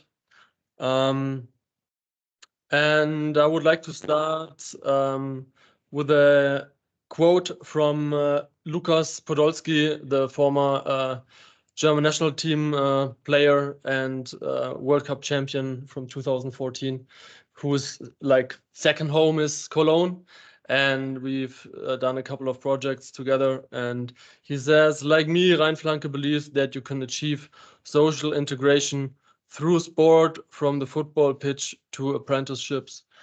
And yeah, we took that because it kind of exemplifies the philosophy or the founding idea of the organization, which was the belief, the conviction that sport is a great tool to bring young people together on the football pitch. So it was like in 2006, there was certain people, the founding members, created a street soccer league, and brought people together, and through that build up trustful relationships and were able to support them in their everyday lives, you know. And that's where we realized that this sport-related youth work approach is can be very effective. As we heard, it depends on the setting and what you put in, and so it's not just put a ball in the middle and everything is going to be great, but we realized that it has potential, and so that's one of the still like core activities that we do. We are based, as I said, in Cologne, Germany. We have a couple of other locations in the state of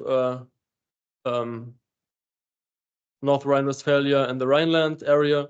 And it's not just youth work we have, like me, for instance, I'm working in Bonn. It's like a marginalized neighborhood, so I'm doing sport-related open youth work We have regular sport programs. I come from basketball, so I do lots of basketball stuff, midnight basketball and so on, and get into contact with the young people. And then, yeah, by time you establish relationships and you can, yeah, support them with other things. They come to you. And yeah, we have other locations where we have like youth centers. There's not that much sport, so it's kind of diverse, and the portfolio kind of changed in the past years.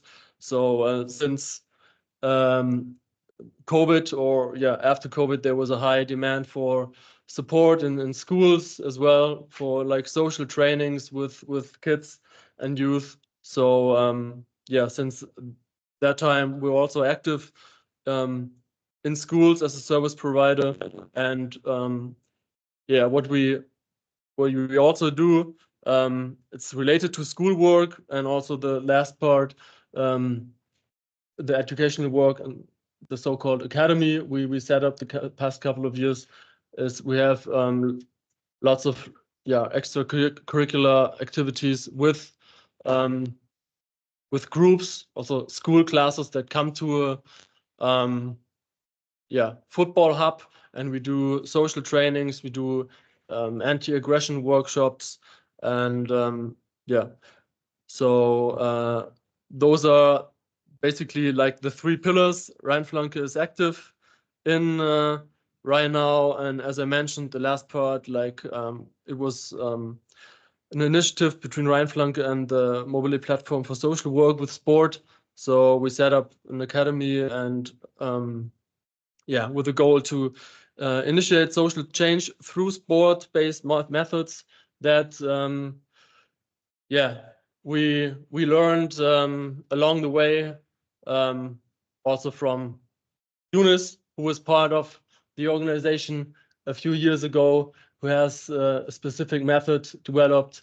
And yeah, we just want to pass on certain things that we created. So that's also for basically everyone. We have, if you check the link, there are some offers that you can basically take part in. And a few numbers, like in 2022, we reached 13,000 people. It was, so you see, the social trainings is the large majority. So that's basically all the school classes and other groups coming to the football base. And yeah, the youth work sector is smaller, but we're still very active in there. And that's basically where we at different locations practice the sport-related youth work approach and method the most.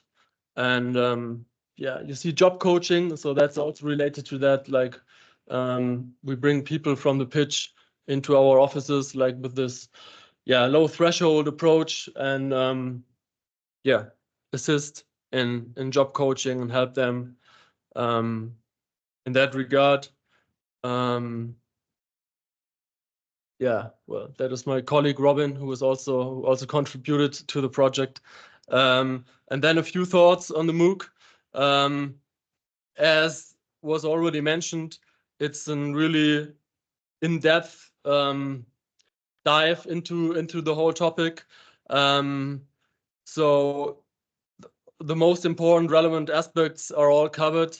And if you want to, if you're interested in the area and you want to build up or set up a new program from the scratch, you will find everything there.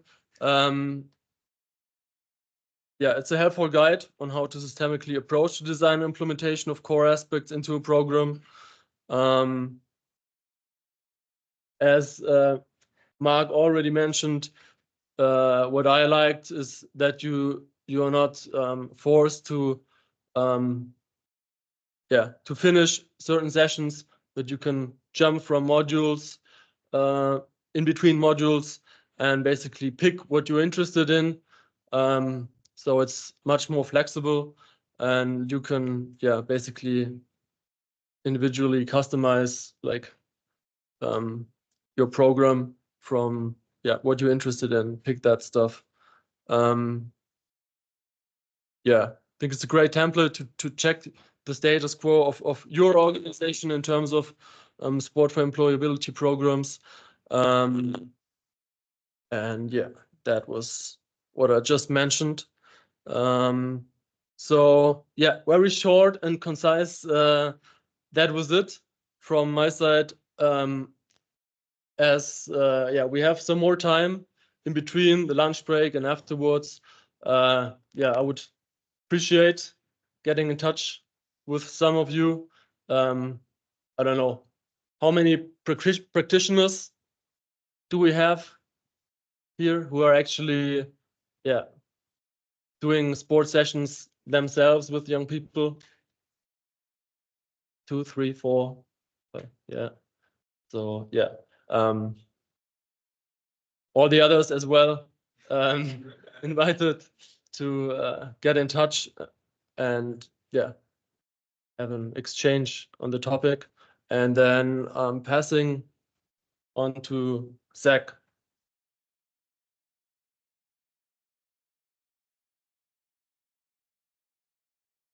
Just sure, okay. Yep. Hi everyone. Zachariah Kusi, but you could just call me Zach. I'm the sport education team leader at Sport for Life UK. So I'm just going to go through a bit of the work that we do at Sport for Life, talk to you a bit about organisation, talk to you about sort of what life is also compared to the UK versus obviously different contexts. We work in Birmingham, so I'll go through all of that, talk to you about a bit about the city of Birmingham because it has a bit of a different context to the rest of the UK. And yeah, if you have any questions at the end, just feel free to go for it. But yeah, so Sport for Life UK was founded in 2006. So we're in Birmingham. Has anyone heard of the city of Birmingham before? Any hands up? Yeah. So Birmingham, if you don't know where Birmingham is, it's right in the middle of the UK. You like your sport, it's where Aston Villa plays, Birmingham City, West Brom is around sort of that sort of area. If you don't like sport, but you're here anyway, it's where Peaky Blinders is set. So you get a bit of a more diverse context. But yeah, so we started in 2006, but it was always with a vision to start sport for the sake of just sport. So when Tom, who was our CEO, started, it was just looking to do sport. But then with the vision, we decided to move more from sport to sport for employability, sport for development, and have sort of that bigger picture in what we do. And yeah, you can see sort of some pictures there. So just to give you a bit of context into what life is in terms of youth of unemployment in Birmingham. So we've got an unemployment rate of 12.7%, but an economic inactivity of 39.7%. A lot of the young people that we work with are long-term unemployed, so we've not had a lot of different opportunities. And this is sort of broadly between sort of 16 to 29, but it's quite a big space. One of the key points that we mentioned here is that a lot of the young people are under-resourced, and people from ethnically diverse cohorts suffer worse. And Birmingham is one of these cities where we've got around 1 million population, but I say probably 60% of the city is from ethnically diverse backgrounds. So it's quite a big amount of people that suffer from this. Through our programs, we have sort of sport-based employability, which I'll talk through a bit later. And yeah, we have sort of interventions, and through our interventions, as we spoke about, we sort of get that return on investment and try to improve young people's lives. So as you can see here, we've got sort of different pictures. So the picture at the top left is going through sort of our different programs. So we have sport, which is what I sort of lead on the qualification side. We also have different areas. So we have our employability workshops. We do stuff in terms of National Career Service. We do mock interviews, so what you can see the group at the bottom doing. So we sort of try and embed all of them. So someone could come to one of our programs. One of them is called the Get Fit for Employment. So we combine our sport with also getting the group all together, working on that mock interviews. We believe the sport sort of builds that relationship within the group. And then through that, we can, just get them into more employable situations, get them to build their confidence, but get them to sort of build those life skills as part of their roles. So yeah, that's mostly what we do, but move through a model. So this is our key model. We have it divided into 3 separate parts. So recruitment, engagement, and progression. So the recruitment could be, let's say you're a young person, you can come through like a partner organization that we might work with. You come through just a sports, because sport is any consultant sign up mostly. We do community outreach in the community, and we have a digital platform, so anyone could just self-refer onto our programs. And through that, someone like Hannah from the video earlier might do an intake assessment just to see what sort of needs we have. So we have the 3 colors, which is red is heavy needs, yellow or amber sort of needs to have some needs, but yeah, and green is like they're practically ready to get a job, but just need some support and some guidance throughout that. So through that, based on our assessment, we'll get them to engage in different activities. So each person can be a bit different, but we'll always try and get especially a NEET young person assigned to a mentor, and we'll do sort of these training activities with them. So this could be qualifications, employee encounters, sport, social action, NCS. So all these programs sort of work either together on individually, so people can just do sport and just do qualifications, but ideal is we get everyone combined. So if they go to one of our specific programs, they get to do all of them, but sometimes it's just through sport, through qualifications. It depends on the need of the person. So someone has more needs for confidence or working on sort of their teamwork. We definitely could try to get into sport, and through sport we might do like sports, different socials, and they get to build on that. And yeah, hopefully the young person's had a good experience through these training activities. And we have a progression, so they'll progress into either education, employment, or training. And if they're sort of the younger, so 11 to 18, they progress within these sectors. So sort of 11-year-olds can come with us to sort of our sports sessions. They'll develop through their confidence and life skills, and then they're still improving. So some of the work that we do within schools is sort of evidence in how these young people can progress within school. They don't necessarily have to get to NEET for us to intervene with them. And after that, they still have ongoing support, and we have like a youth voice and a youth panel just to get them involved into that. So just going to move on to a bit of our sort of bigger model. So through our employability, things that we believe are sort of key factors that are sort of distracting from the employability is physical health. So that's why we have our sports. We think sometimes, especially it's bigger trend now than it was sort of when I joined Sport for Life, but the mental health and well-being is a massive part in the industry. So we get a lot of people that have sort of depression, they might have sort of anxiety, and they just don't want to leave their homes or don't feel comfortable in group settings.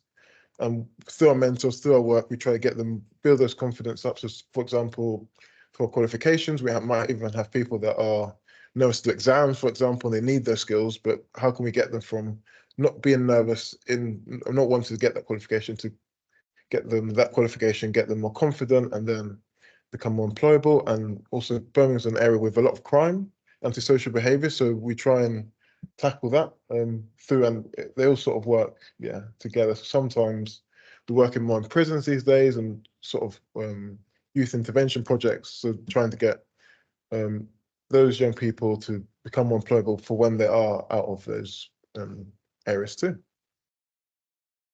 Just some key impact stats about Sport for Life. So over the last year, we engaged 2,102 young people, and then 1,293 meaningfully supported. So the meaningfully supported section is that they attended 4+ sessions. So and then 601 improved mental well-being, 461 improved life skills, 339 improved employability skills, 505 completed social action projects. So that could be sort of our volunteering, work in local communities. 249 gained the qualification, so that could be functional skills. And then 147 have become NEET to EAT, and then 79 of those have got a job directly out of that. But the most important part is that 8 of 10 young people have improved either well-being, life skills, and employability skills. And then sort of the validity of our program is we do outcome stars, so to assess what we do. We do WEMWEBs, which is to assess the mental health and well-being. We have a sort of evidence threshold, and of course we're externally verified. This is a key part of our program. Also, just to go into our team, so it's not just me. Obviously, we're quite a big team. So we have a 2 million revenue. We've got around 30 staff members, and we're based in the West Midlands. So in terms of our revenue, but we have sort of a 5-year strategy on how we can develop as an organisation. So by 2027, we want to be in 4 million revenue. So it's sort of we've got to devise some sort of the operations team, but we've got a massive functional team that is always getting us bids, and through grants and trust and foundations, they're always trying to develop what we can do on the ground. We want to lead consortium bids, because what we found in our space is that in Birmingham, there are a lot of different organisations, but we're quite one of the largest organisations in Birmingham. So how can we work with organisations to get everyone funding and work in sort of a bigger project? Growing sort of, and that says, growth in that sort of contracts landscape, and rise of philanthropy, because I said, so Birmingham is one of these areas where there are a lot of famous people, a lot of celebrities, a lot of people that have those funds. How can we raise awareness in this and sort of gain those funds and be able to support more young people? Growth and stuff. I mean, the more work we do, the more people we need. Is sort of a self-explanatory thing, but we're trying to expand what we do and where we work. So currently we're working in West Midlands, so in Birmingham, Solihull and Sandwell, the main 3 key areas of work in West Midlands. But by 2027, we want to work more in London, in the Northwest and sort of UK-wide, and then supporting just a wider network of organisations with what we do and to reach more young people. So I think the key part of what we do at Sport for Life is not just about, we know that what we do is a good job, but there's also a lot of organisations that do a good job, and how can we work together? It's not about us just developing, it's about how can we support more young people. And relations are quite important in this space. So other organisations will have best relationship with other people in that area. So how can we just work with that? Just to move on to the sport specific part. So just in terms of the coaches, these are not even part of the stuff that I spoke about earlier, but it's the team that I work with. So we've got all these are all different coaches, and you can see from very diverse backgrounds. So that highlights sort of the people. We get people that work from the areas they're from. A lot of the people that are on here, so this would have been Hannah before, so these people would have been through our programs, or most of them would have been through our programs and developed to become a sport coach. And just to talk a bit about the sports we do. So I think when Fred and Mark came to our session, and Hebert came too, we had sort of the martial arts and the boxing, which are more sort of individual sports, but based on some recommendations and the Great Birmingham Social. But we're trying to work more on team sports, because we found that a lot of the people, while they like coming to boxing and they're with a group and they did sort of individual work on the pads, how can we get the group just to be more together and work on more sort of football together? So we've got a football session which with asylum seekers. We have like a monthly social, which is for anyone, and then we have the Empower Her Social, which is for any sort of anyone that identifies on her that comes to a session and just be part of a nice social, really. And that could be bowling, mini golf, sort of that light sport, just to get people initially engaged and that sort of thing. And then just to talk through the Coach Plus MOOC, so the benefits that it has to Sport for Life. So the MOOC is quite a good framework for us to have an in-depth understanding of what the sport for employability sector is, because who we work with, everyone has sort of different understands of what that means. So the MOOC is quite a good platform for everyone to see what that means, have the clear definitions and work with that. The system provides you with information to complete your modules at your own pace, similar to what Julian said, and you're able to jump in and out of the modules as you wish. So some coaches are going through different sort of period and might have more interest in different areas, so they can jump to that module first and go back. Like you need to start at module 1 and then go to 6. You can start at 6 and go the other way around. Ideally start from 1, but you can jump in and out as you'd like. The MOOC emphasizes the use of sports development employability skills, which is relative to the work that we do, which is helping young people gain their skills and qualifications for future employment. And the final part is that as an organization, as we get a lot of different coaches from NEET backgrounds, we can use this tool to develop our existing coaches with different skills, different backgrounds, and get them to know more about the space, because we think while they've joined the program, there's always more that they can learn. And it's not just, oh, you've got a job now, there's always developing yourself within the role. So I think the MOOC's going to be quite a big part for us in that. If anyone wants to learn a bit more about Sport for Life, this is our website link, but we're also Sport for Life on all social media. That's Instagram, Facebook, Twitter, and TikTok. You might see some videos of me acting and doing random stuff, but yeah, and if you want to connect with me, I'm here at the end. So yeah, I'm just going to pass on to Ivana to talk about NAPA.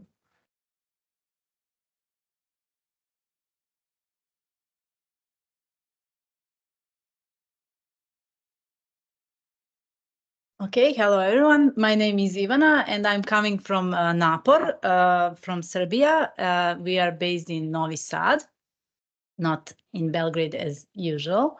So Napor is an acronym of a Serbian, from Serbian. It means National Association of Youth Workers, which also means when you said Napor, it also means effort. Okay, so back in 2009, everything was not structured. So we gathered and had a bottom-up initiative to find a common ground on national level. So NGOs who are conducting youth work programs, they created a National Association of Youth Workers. Yeah. So every country has its own definition of youth work. This is our definition. So it was the starting point when we define what youth work means for us. And later on, this shorter version actually, but this definition is used also in youth on law. So actually, we are recognized in that law. So basically, youth work is complementary to formal education, carried out by youth workers and done within the framework of non-formal education. So here you can see different types of youth work and also topics that are conducted in youth work programs. And what is common in all of this is that we have this code of ethics, and within these programs we are all obliged to use this code. It is on Serbian. You don't understand it. We also have a very longer version of this, and that's why we also have a cancel for ethical questions. So even though not everyone knows everything and we are always in some dilemma, so they can answer on all dilemmas in at ethics in youth work. So this is one of the big topics that we are working on, so ethics in youth work. Another one is, of course, quality assurance, which is this document that we have. Our assembly created it, and we have a pool of accreditors that are conducting every year accreditation process. So every organization have to go through it on every 3 years. So it's a very, very difficult process. Nobody likes it, but it's very important. And that's actually, this is the core thing for us. This is why we, I like to say that this is why we started this journey to assure that the program is good. So, okay, we won't go through this. Another thing is educational program for youth workers. So we have two vocational levels, youth leaders and youth workers. It is a multimodular training program, which is very difficult to explain in a short. So if anyone have any question, you can ask me later. It's very complex. But also another thing is that if you are already a practitioner, you can go through this. Another option, it is validation of previous gained competences in youth work. But also, not just this, we have a lot of different educational programs to upgrade your skills and knowledge in different topics. One of them is sport for development, but also many others. We have also mental health, gender, equality, participation, and culture, and all other topics.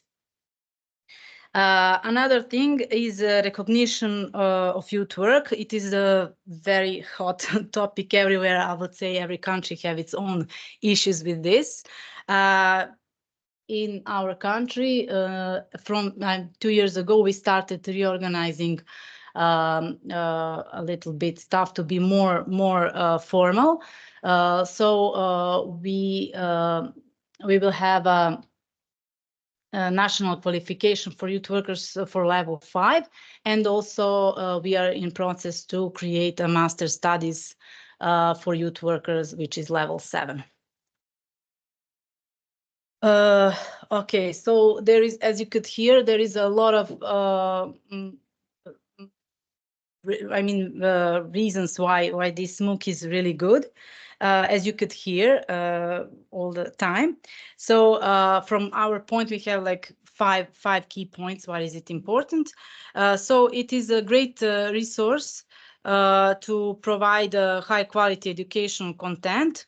And it is tailored to meet the needs to those who work in the intersection of youth work and sports, but also in a separate field. So it covers a lot of practitioners who could use it. Another thing, it is available and self-paced. So it means that unlimited number of people can access it, as I already mentioned it, and also you can skip some modules, go through it again, or maybe you forget something, you want to use it as a resource later, and it's a really good place where you can find all the information that you need related to this topic. So another thing it is you can find a lot of knowledge about the fundamental principles and values on Sport Plus and youth work. And then you can also, it's a great starting point when you can research further, and also that can motivate you to gain more practical experience and use it in your work, so you can enhance your competences. Okay, and fourth thing is it offers an opportunity for self-reflection and self-assessment, which is very important and one of the values that we nurture also. So I think that during also this presentation, when Fred was presenting, I was sitting there and also again reflecting my thoughts and beliefs. So in this MOOC, you really have a space for that, which is really good to further improvement of your work. Okay, this is it. So as NAPOR is effort, we will continue to being difficult to all the institutions, and we will be boring until we achieve our goals and to gain more impact and more recognition. Okay. If you have some questions, of course, we will have time during this day. And of course, I think that also you can contact us, you can follow us. We also have an Instagram, which is not here, so it's more active. So Instagram and Facebook, and there are some things on English, which I think it's enough. Not the whole website is on English, so you can find us. Okay, thank you. Matthias, please.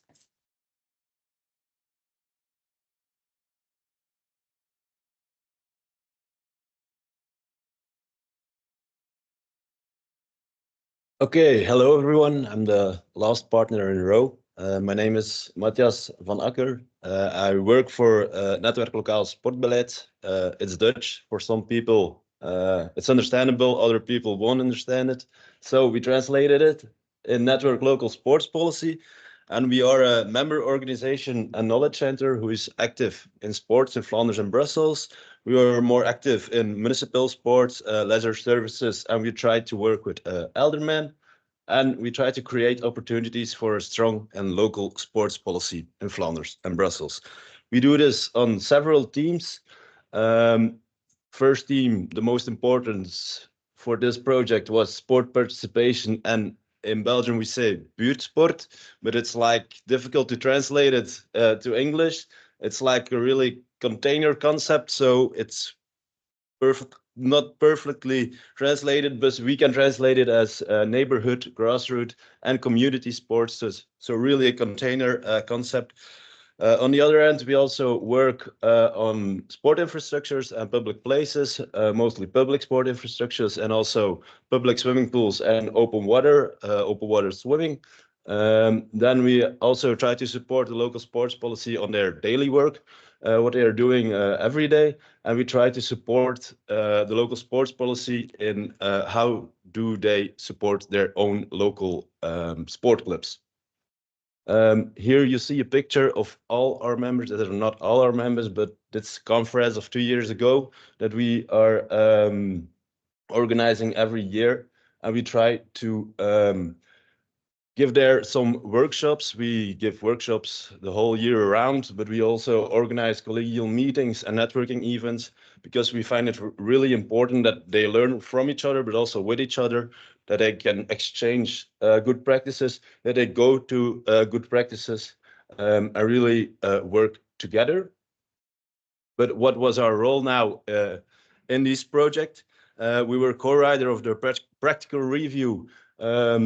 So we did 2 case studies, one in Belgium, Rising U in Antwerp, and another one in the Netherlands, the Harde Leerschool. It's translated as the Hard Learning School. Rising U is working on employability by climbing, and Harde Leerschool is doing that by rugby. Then 1 year later, we tried to import all of the content in our platform. We are owner of the e-learning platform. We are not really the owner, but we had already had a license at the platform of Teachable because we have some other e-learnings for our members. And so I did the importing of the English, Dutch, and French version.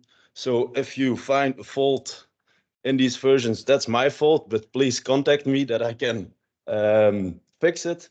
And then last but not least was the value of the MOOC. What do we think that's the value? We think that's the link between the world of youth work and sport and training, but also maybe the missing link between these both worlds. It's a tool for sport coaches who don't have experience with NEETs and who wants to try to work with NEETs. It's really to create a broader sport coach, not only sport, but also the youth work. And we find it also very good that you can complete the training at your own pace. You can do it in 1 day, you can do it in 1 month, you can do it in 1 week. You can do it individually, but you can do it also in group or in a workshop. So that's very valuable.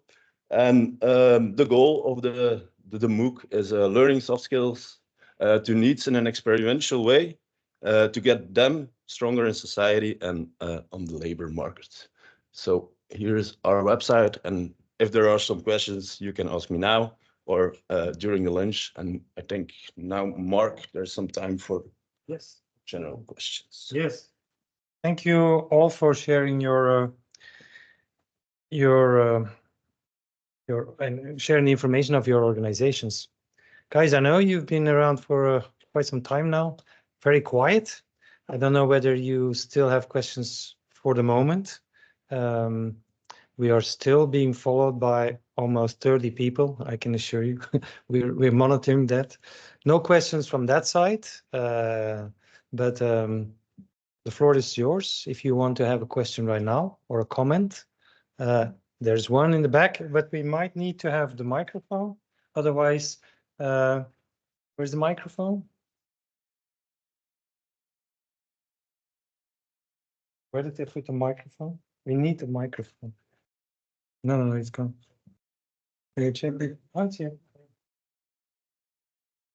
Just make sure that, yeah, okay.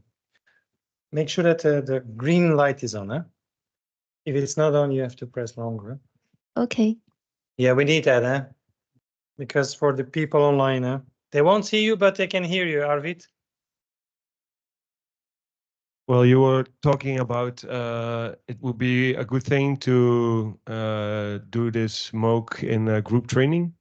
So my question is there any idea about one of the founders of this MOOC to organize a group training or to work out maybe with some partners a group training session so we can do it more in practice? Good question. We have not thought about that, you know, handing the ball back to us, because basically we think, okay, it's there. And we think in first instance, but I'm not saying it is not an option. We have not thought about that. In first instance, we thought this kind of tool can be used for those already in charge of staff development, of bringing newcomers in and knowing and helping to get acquainted with the work within an organization.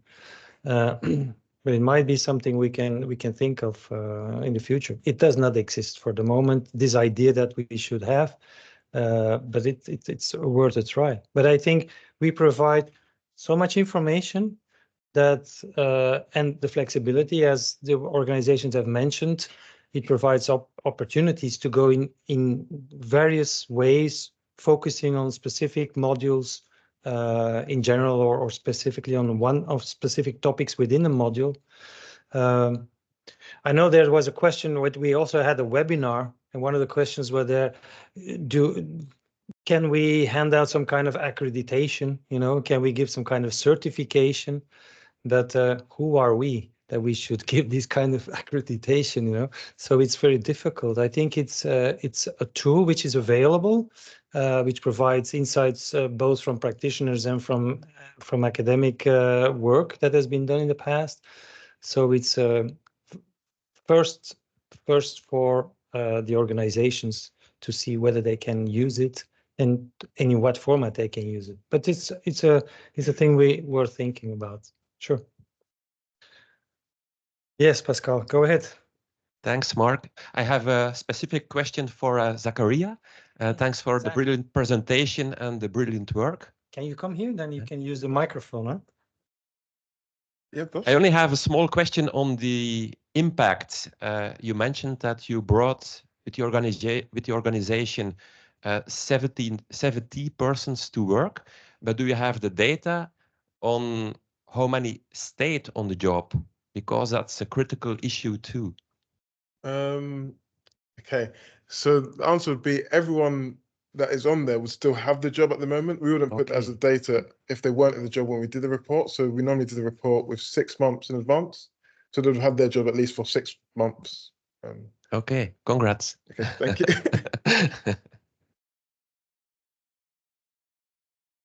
Any more questions? And again, we're monitoring the online participants. Yes, please go ahead. Yeah. And who is the question addressed to? To the course developers, I assume you and Hebe, right? The modules. Let's see who wants to answer. The modules. Well, it seems quite well designed and organized. And I wonder, from your perspective, what was the biggest challenge when you were designing and developing this course? Because it looks quite decent, quite well organized. And I wonder how, where did you struggle the most? Please come in. Fred, you want to try? Biggest problem is putting youth work together with sports coaching. The sports coaching is very directive, and it's got desired outcomes before you start, and it's got a skills-based program. And youth work is an open-ended approach, which allows young people to define their own needs. And we find that very difficult to do that. And our colleagues tells us that youth workers are subtle in the way they do this. They're subtly directive. You know, because if you say to someone, these are the employability skills and you must learn them, that's a very directive approach rather than a developmental approach, which is at the core of youth work. We find that very difficult to do. And I think that it will have to be people's own subtlety when they develop this program. I mean, there are ways of doing it, allowing young people to define the nature of the rules in the social climate, allowing them to define the rules of the games that they play, allowing them to choose the skills that they develop through sport. So you try to give them as much power, as much decision making as possible, but it's not open-ended. And one of the problems with the pure version of youth work, and you can correct me if I'm wrong here, they don't have outcomes. As they say, outcomes, you cannot determine outcomes in advance. So there's very little monitoring and evaluation done of youth work because of that. Whereas in sport, the outcomes are given in advance. You know what they look like. And in an employability program, the outcomes are given in advance as well. So that was the big problem we had. The almost anarchic nature of youth work that is completely led by the participant. That was very difficult to write into the program. You guys, have I got you right? You anarchists, right? Okay, that was a real problem. Okay, thank So you. look at the course and see if we were successful. And maybe a follow-up one. So it's quite youth-oriented. Do you also think the ones who work with different age groups can also benefit from such modules? Do you recommend them some parts of it at least, if they can benefit from it? The course is aimed at NEETs, which is not an education, employment, or in training. So it's aimed at 16 plus, really.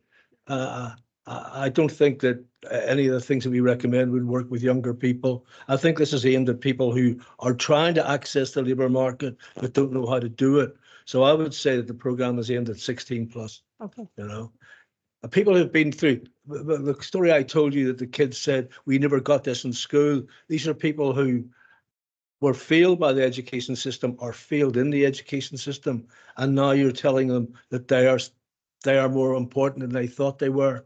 So it's people entering adulthood, people who can be self-reflective. A 12 or 13-year-old find it very difficult to be critically self-reflective of themselves. They don't have that maturity. So it's really about people who are able to self-reflect. Any more questions? Of course, we still have time to interact, and the lunch is waiting. So thank you for the questions already.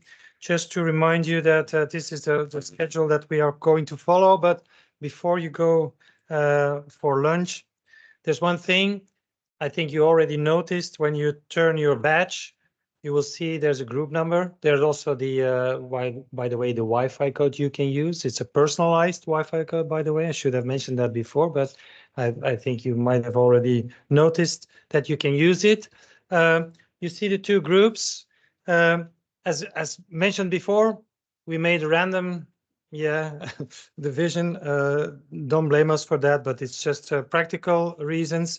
Group one will be going to the room, and you passed the room when you came in. Yeah, it's a room next to the toilets. The room with the white, the red, no, the black circle. Get confused here. It's group one, and you will see the other door has a red circle. That's group two. So basically, you know already. And for those people so when we are off to having a great lunch, people that are online might still be on their breakfast or dinner, because with time differences, of course. But I hope you're still with us. At the moment, we still have around 30 people, by the way. There's the QR code. If you're just waiting for us to return, you can have a look. If you use that QR code, you get immediately access to the MOOC. So in the meantime, while we are having sandwiches and we'll have an interactive session, you can already dive into the MOOC and let us know after we come back what you think of it. And of course, when we come back, it's the panel discussion at 3 p.m. So we'll see each other soon.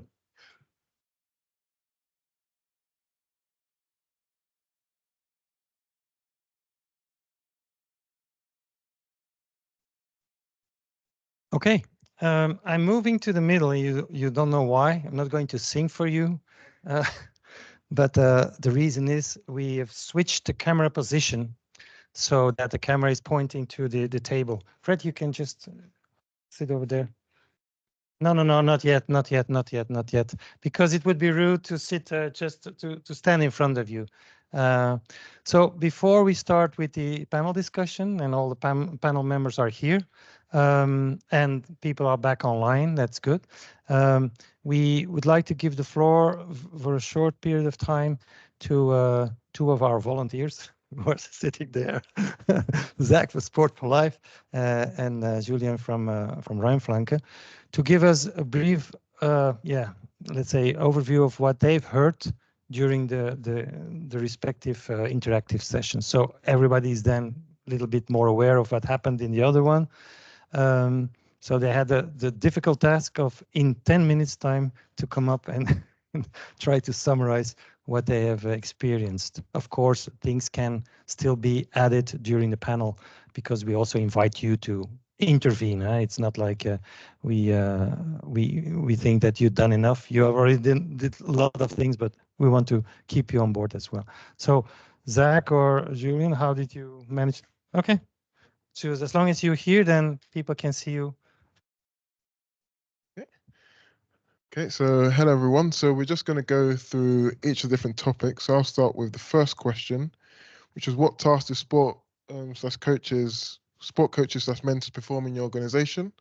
So the key things that came out of our discussion was sort of educational courses, there's training sessions, having social skills development, there's soft skills, coaches development between themselves, so that peer-to-peer support, having technical aspect, discipline, basic skills, and that self-awareness, being able to communicate, and having soft skills about sort of keeping things clean, consulting, and making schedules. So those key different points.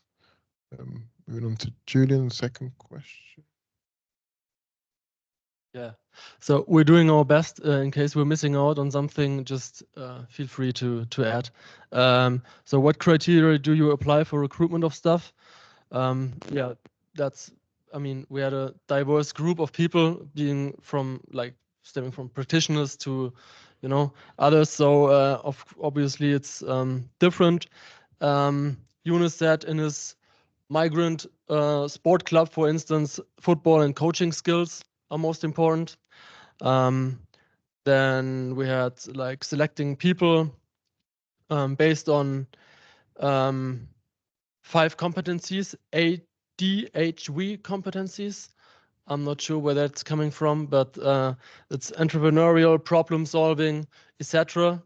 So yeah, professional social work background was very important. Affinity to sports. Then we also had mentioned the willingness and enthusiasm, motivation to do the job is really important. So sometimes you just need to give them time. So for instance, the practical experience is lacking, so they have to learn it on the job. The necessity to come from or know the neighborhood, the community people work in, was an important factor.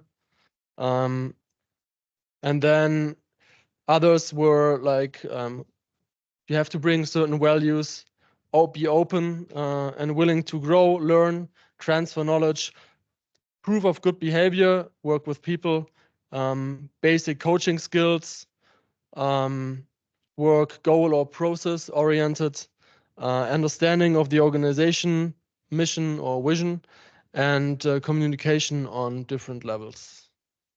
So that was it for the second part. So the third question was what competencies, skills, and knowledge and values are the most important for coaches and mentors? The key point that we discussed in my group was around intrinsic motivation. So a lot of different things that you have in the industry is a very difficult job, but what you need to have is people that are motivated to that job, that have the values and sort of that sort of motivation. because they could do their job in elite sport, but what they want to be is with these people and have that motivation. So I think that was one of the key parts that we spoke about. But then move into the sensibilities to experience. So being into people that work in the areas that they're from. So they're working with people that are from those areas and that can adapt their skills. So working with people from different ages and levels of skills of the group. And then, yeah, another key point was just around group dynamics. So being able to manage that group, being able to just understand the different capabilities and those type of things. And yeah, that was mostly it from my group around the third section.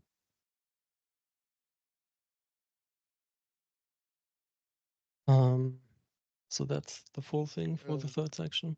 I just did the third, so you've got 4. Yeah, okay.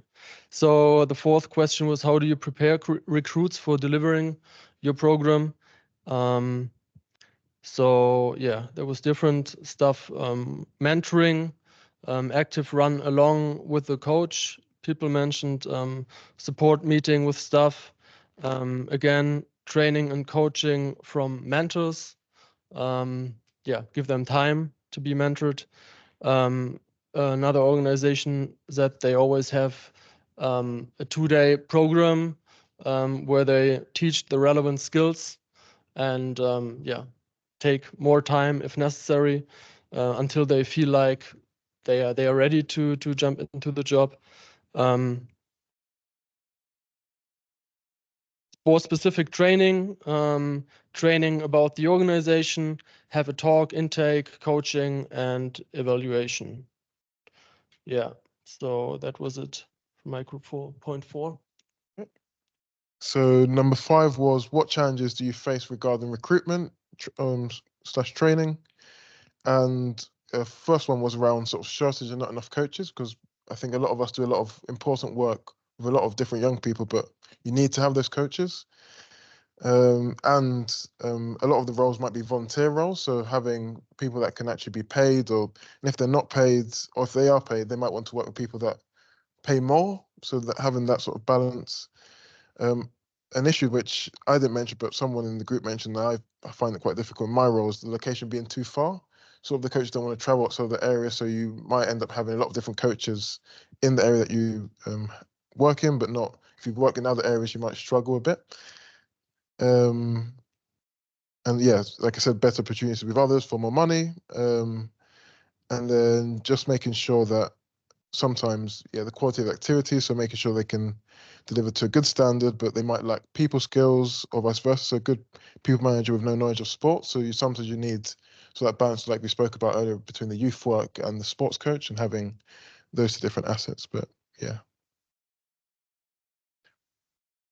Okay, maybe I can add on that regarding the training process.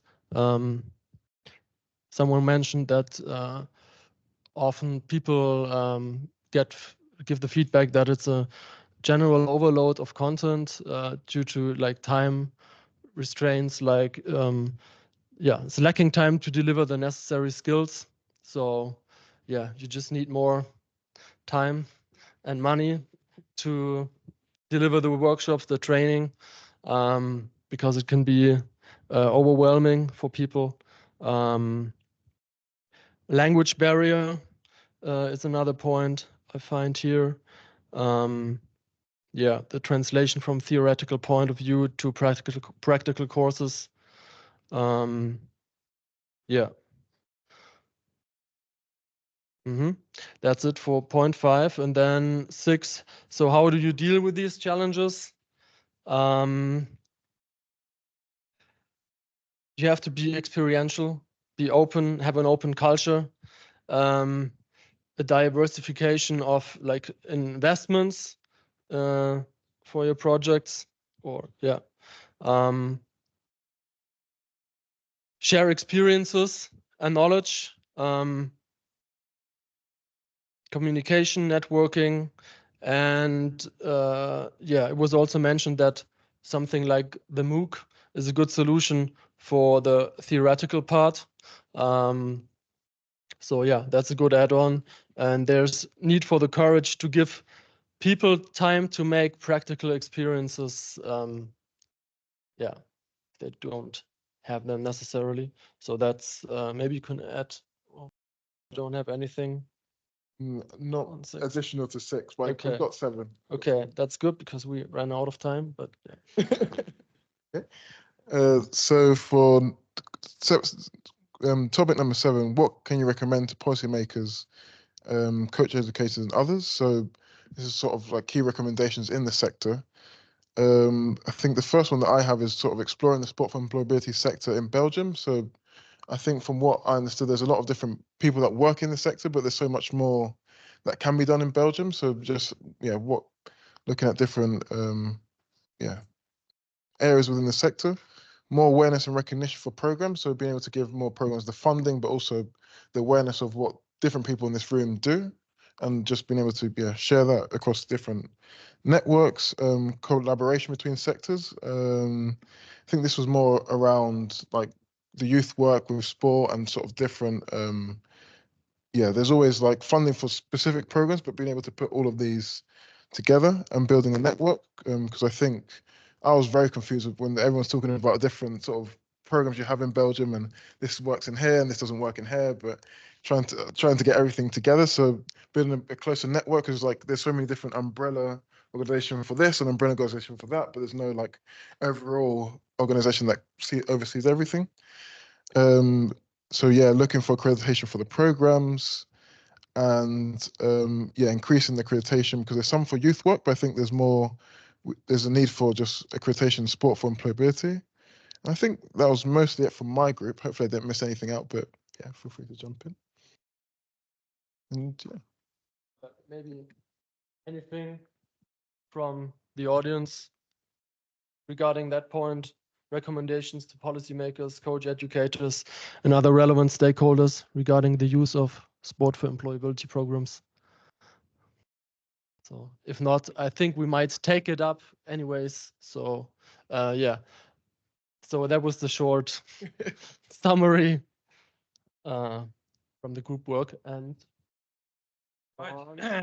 well done, thank you. So now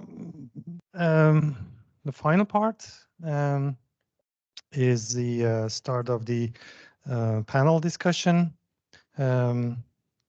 I would like to ask the members of the panel to step forward. You know where you can sit. We have Florencia van Hout, who is the head of the unit for sport at the European Commission.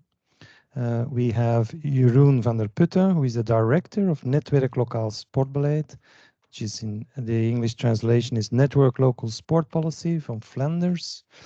We have Jelena Stojanovic from the NAPOR. She's the director from Serbia. And we have Fred Coulter, professor of our research group, Sport and Society, from the VUB. Let me first of all make some practical, give some practical information. Please always, by all the time, use the microphone so that people who are online can follow. But may I remind you that you can only, for this audience is no problem, but apparently if we have 2 microphones on at the same time, there is interference. So each time you are on, put on the microphone, we're off, put it out. That's the main idea. Also for me, by the way, I have to turn it off when I'm not asking some questions. So let me start by asking first each of you one question, and feel free to step in at any time, of course, also from the public, which we will ask one a little bit later. Okay. Let me start with Miss Van Hout. In our introduction this morning, we referred to a call for specific and dedicated courses for sports coaches to teach life transferable skills and to contribute to solving societal challenges. It was formulated by EU expert group. We have shared that with people here. Do you see actually also a need for this? That's the first question. I would immediately add another one. If you if you think there's a need, and even if you don't think there's a need, please can you explain and elaborate a little bit on that? Thank you. Maybe this is a bit to be understood as a rhetorical question, because of course there is a need, and it's important. I think if you also read our policy documents, the EU Work Plan for Sport, also the wider EU policies around inclusion, for instance. But maybe, and I guess you know this, because this Erasmus program is a learning program, and it's about learning in different contexts, in formal education, but also in youth and sport. And if you look at the sport-specific priorities of that program, it actually has a priority education in and through sport. So this is not just something we endorse, but actually is very explicitly marked down in our policies and our program as a priority. And before I came here, I looked up from the budget this year, we have around 50 million for cooperation partnerships, is around a fifth that is used in the area for education. So that is roughly 10 million in a year, which is considerable also in terms of resources that are available from the EU to work together to look into these issues as you are doing here today. So yes, it is very, very important. But what maybe is interesting, and it's more personal reflection also on how you do, and maybe you want to discuss it a bit. In the world of education, there is a distinction between formal education and youth and sport. But within youth and sport, you can also distinguish non-formal and informal learning.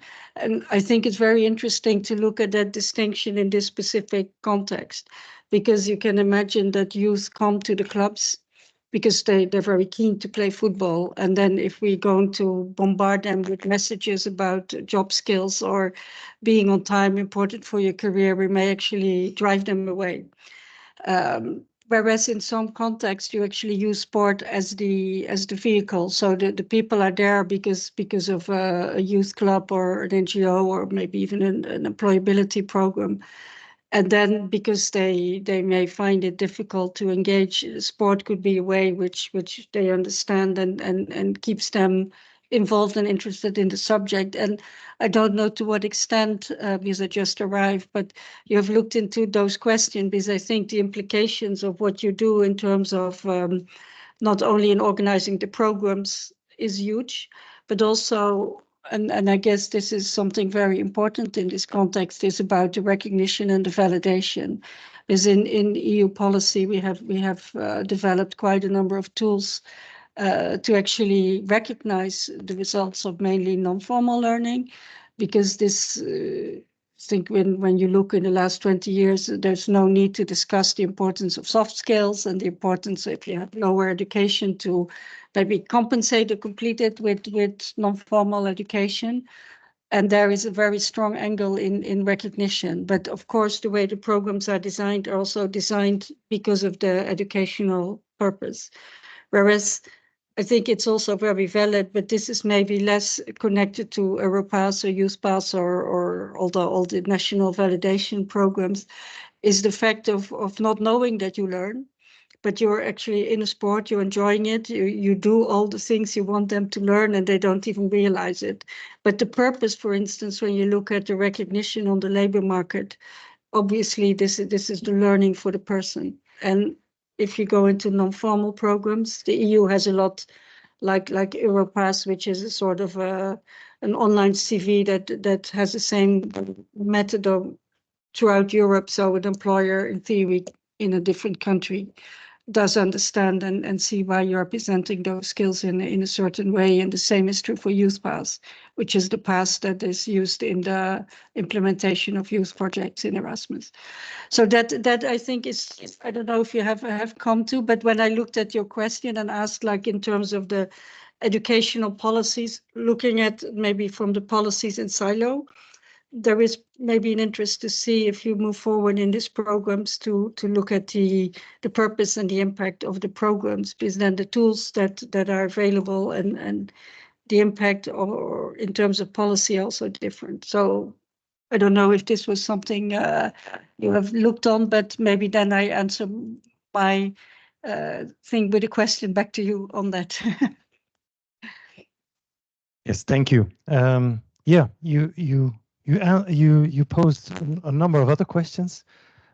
We won't go into all these questions, of course, it's difficult, but I'm sure we get back to some of the points that you raised, talking about the impact. We discussed also the need for monitoring and evaluation of programs.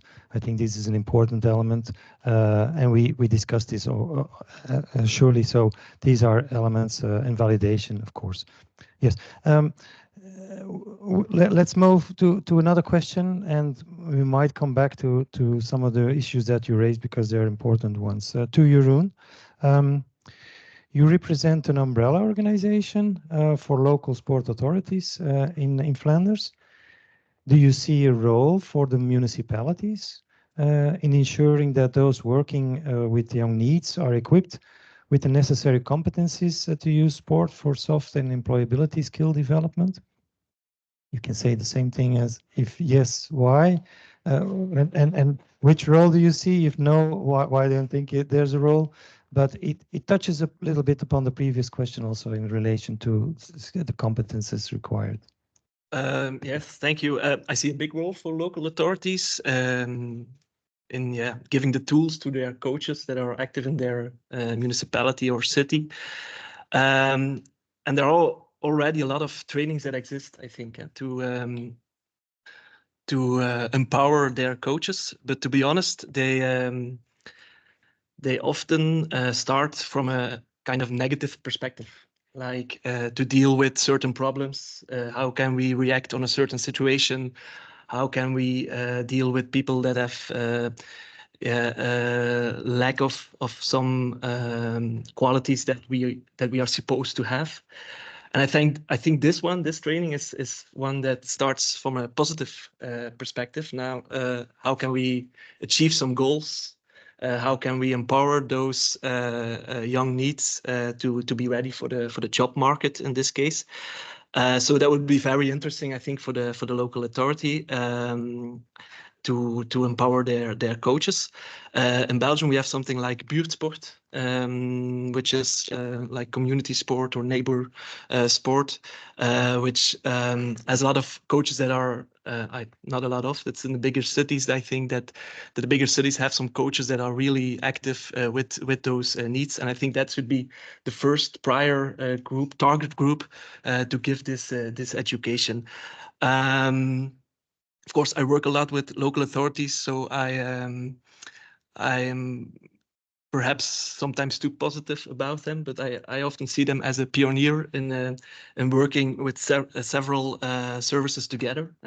Maybe pioneer is not the best word, but they are, I think, a few steps ahead of when we look at the regional or national authorities in working together with several services.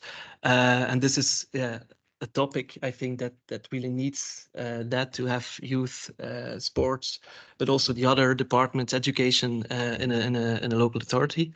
We talked about buurtsport, but also I think the local authority can reach out to the several clubs in their municipality. I think not all clubs in first step. We have to find some clubs and coaches that are really willing to take this role, not obliged to all clubs.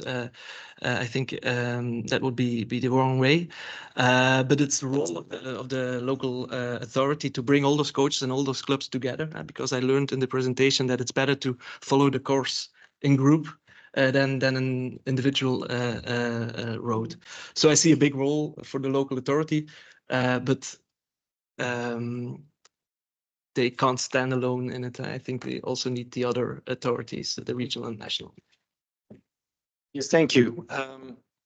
I see a lot of similarities here also with regard to some of the position of a sport club, for example, and how to deal with that. But this is warming up, so we just go to the next member of this panel. There are some elements that you surely can relate to. But Jelena, you also as a representative of an umbrella organization for youth work in Serbia. You heard also this morning the situation described by Ainsley Hoffman regarding the initial hesitation of youth workers towards using sport. Sometimes people say they come from two different universes, so they're different worlds.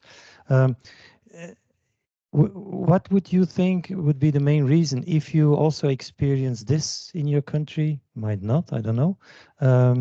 But if you would, if you see this kind of hesitation, how do you deal with that? So there's multiple questions here, but feel free to go in what direction you want to go. Yeah, thank you, Mark.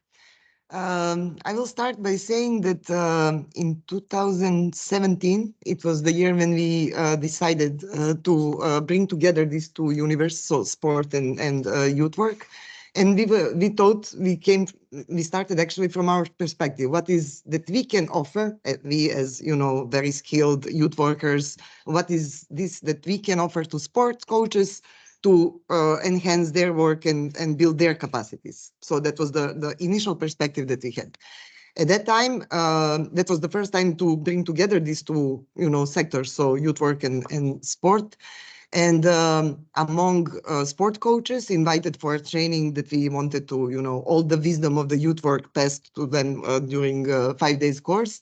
They were, of course, a bit reluctant and hesitant to, start being involved more in details into youth work and the principles that we highlighted. And then at one point we realized that this perspective that we started with, it's not the only perspective, so that we also should think how the sport coaches can enrich youth work, which is definitely something that we see a lot of spaces for. But then it turned out that youth workers are even more reluctant and hesitant and afraid to, to start with the journey with us. So sadly, I will have to agree with what Ainsley said in the video. But there are of course reasons why that's in place at the moment. As I said, it didn't happen before, so we didn't make any efforts to connect these two sectors. Also, there is I would say that there are three profiles of youth workers when we speak about openness for sport. The first group is the biggest one, unfortunately, still in Serbia, which doesn't perceive sport at all as useful, at least on a level of method, to reach out to young people.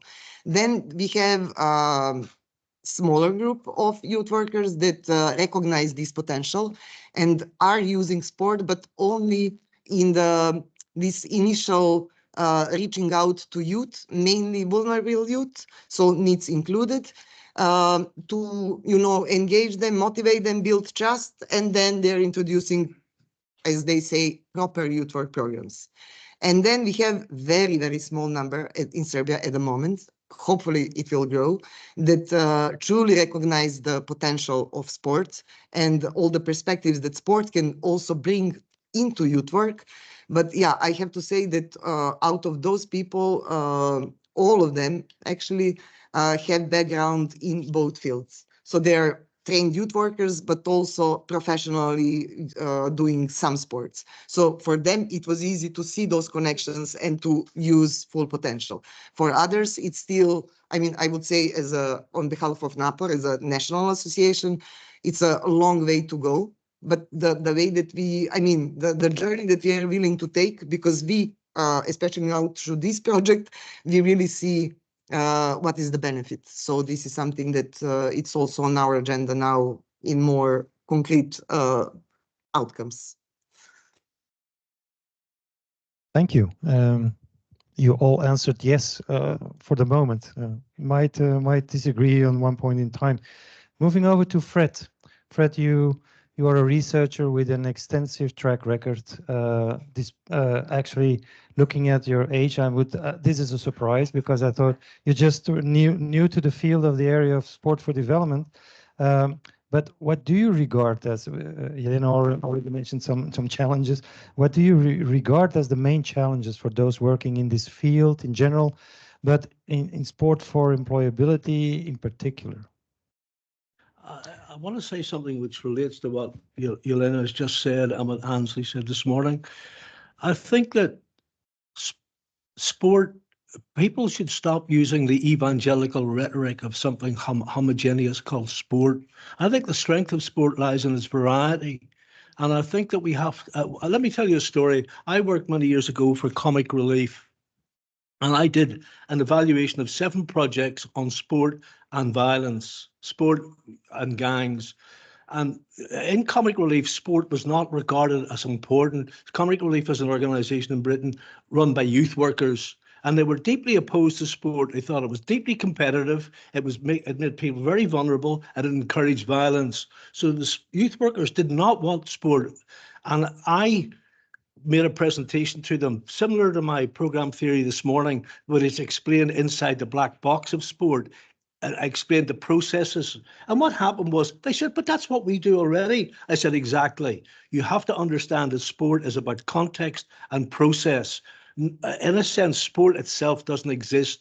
It's context and process and experience and interpersonal relationships. So I think that what you have to do, and this relates to both communication and cooperation. I think if you explain to people how your programs operate, you will get a better reception from youth workers and social workers and from educationalists as well. It's not about thumping each other. It's not about violence. It's not about competition. It's not about winners and losers. It's providing a context in which interpersonal relationships are positive interpersonal relationships are developed. Now, the big thing about sport is it can be conflicts. It can be a contact sport like football. It can be a conflict sport like boxing.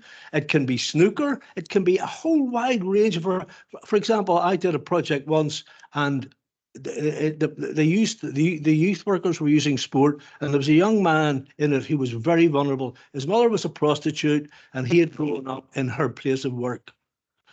And what happened was the youth worker played squash with them to build up a relationship with a sensible adult. He saw men as exploitative. The youth workers showed him that men were not exploitative. They could be very supportive, and they could, he could develop as a human being with them.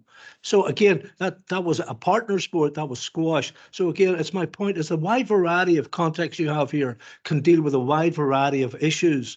And I think the sooner sport begins to communicate like that and not use the rhetoric of this homogeneous power of sport, other people will listen to you and other people will communicate with you and will cooperate with you. So that would be my lesson. And that's about program theory, by the way. You have to understand your own processes. Carol Weiss, the queen of monitoring and evaluation, said policymakers like stories, and a program theory is a story. And sorry, I'm speaking on your behalf here, but you have to understand that what you do is far more sophisticated than a lot of people understand. And you've got to begin to explain that to them. Okay? Sorry for preaching. I'm Irish. You expect me to preach. Thank you, Fred. Can you turn off your microphone? Thank you. Well, I mean, we heard a lot of already, I think, interesting points. I want to start with a new question, but you will see there's a lot of how do you say, connections made with what you already mentioned. Turning back to Ms. Van Hout, as far as I understand, there's a new work plan for sport coming up, which will cover the period of 2024 to 2027. And it refers, as far as I understand, it refers to aspects that seem relevant for the topic of today, which is good, of course. For example, and it's already been mentioned a few times, the need to ensure cross-sectoral cooperation and the awareness of other EU policy domains of the important contribution that sport can make to Europe's social growth and to achieve the SDGs. So is there indeed a link with what we have been discussing today? And you hear my follow-up question, if you agree on that. How will this be addressed? Do you already have insights into what way they try to go into this cross-sectoral collaboration? Because it's a thing that pops up every time here. Thank you for the question. So the EU Work Plan for Sport was adopted around 2 weeks ago under the Belgian presidency. So it's adopted by the Council of Sport Ministers of all the EU countries. And so it's available, you can find it. We have also published an article about it on our website, so EU Sport. At Google, you will find it. But what is maybe important to note is that the EU Work Plan for Sport is very much defining the cooperation between the European Commission and the Council and the Member States. So it operates at a rather abstract policy level. So it's not necessarily something, if you read it, like what's in for me, because you will probably be disappointed. I think for those, if you don't fully understand how this works, but in sport, it's like in many other policy areas, the competence is there where it's closest to people. And of course, sport is not done at European level. You do sport in a courtyard, in a village, etc. In the sport club. So our competence is very limited. And what we focus on is to see together with member states what are the common challenges which we all face. I mean, for instance, think a few years ago, COVID. So how can you do sport in times of COVID? This was the same challenge you had everywhere, basically across the globe.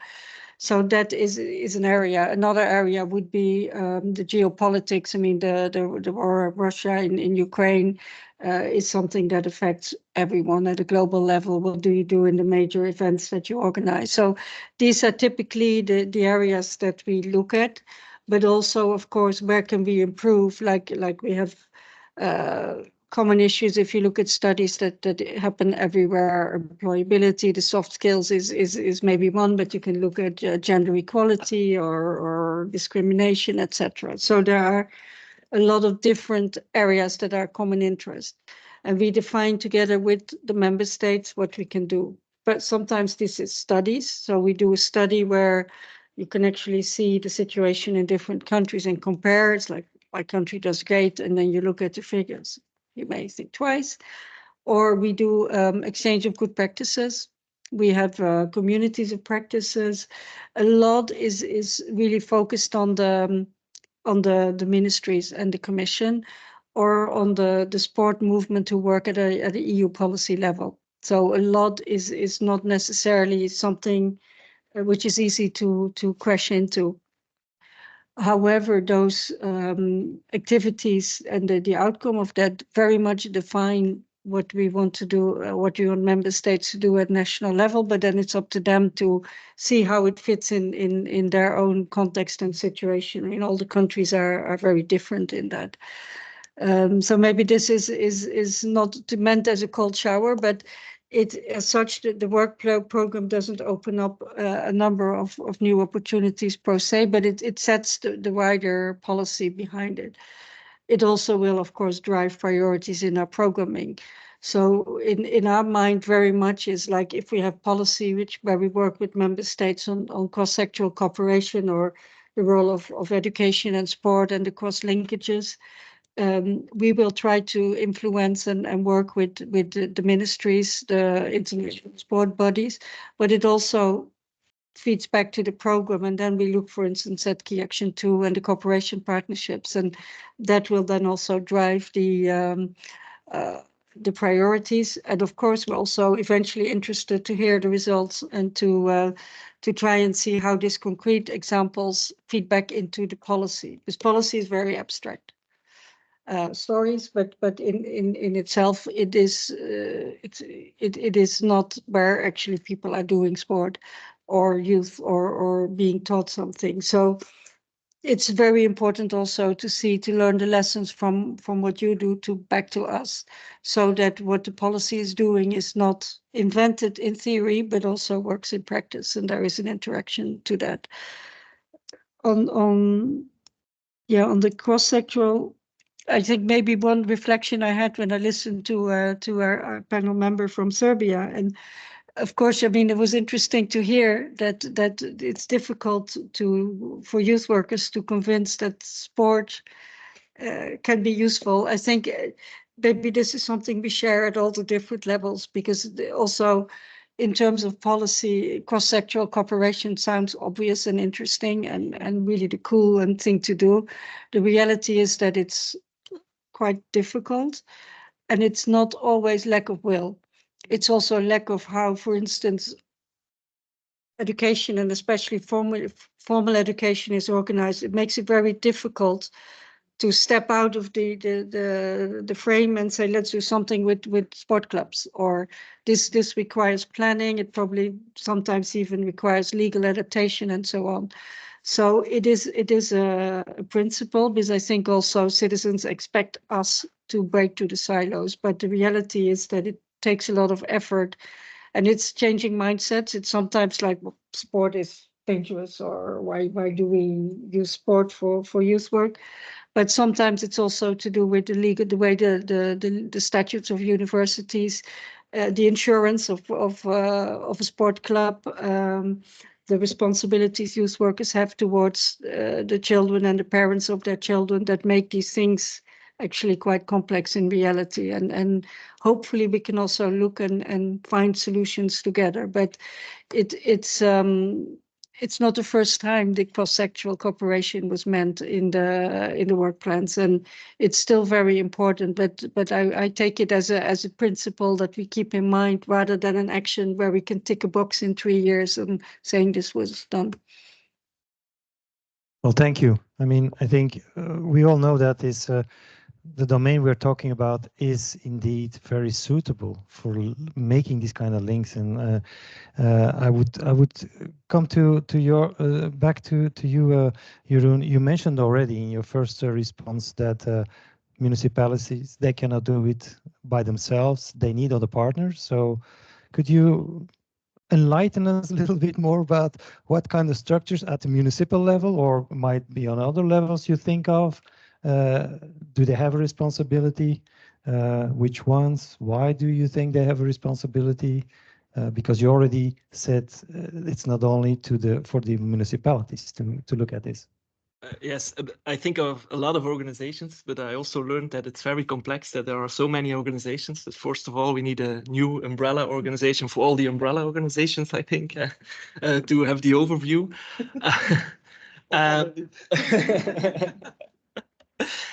No, but first of all, I think of the regional and the national authorities, and they also have a responsibility. I think the local level is very important, because they are close to the different clubs, close to the areas in their city and to the coaches. But they can't do it alone, and that's also I think a case of budget.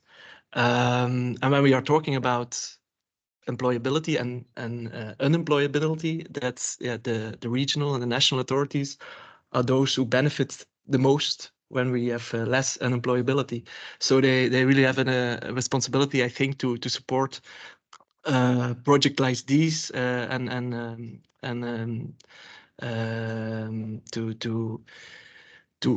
I know it's very difficult to work cross-sectoral, but I really think it's what we need when we have these challenges, and we want to achieve these goals. So the national and the regional authorities very big responsibility, I think. And then I think about organizations that work on employability, like VDAB in Belgium, and also about employees organizations, and then we are talking about the monitoring and the follow-up of a project. What is coming out? Are we really by training those coaches, are we also empowering the young NEETs, and are they getting ready for the job market? It's very interesting to see. To be honest, we have so we are a member organization for municipalities, but we also have a network of how do you call it? Bedrijven. Companies, most of all, are working in the sports infrastructure. But for me, it would be very interesting to talk with them about this program, and how do they see it, and how do they evaluate it after a couple of years, and maybe some of the young NEETs can start there, and how did it evaluates. So that's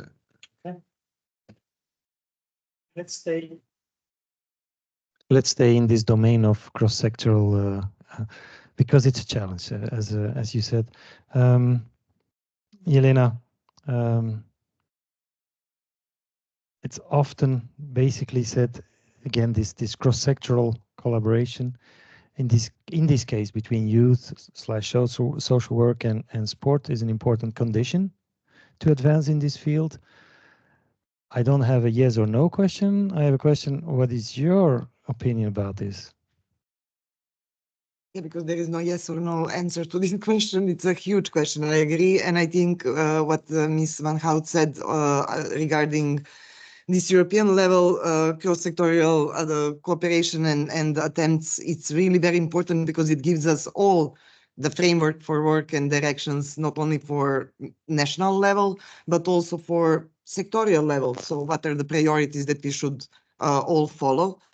Also, I mean, huge importance of what is coming from local level authorities, because as a decision makers, they can make our life as a practitioners much easier if they are in line with the needs that are coming from the ground.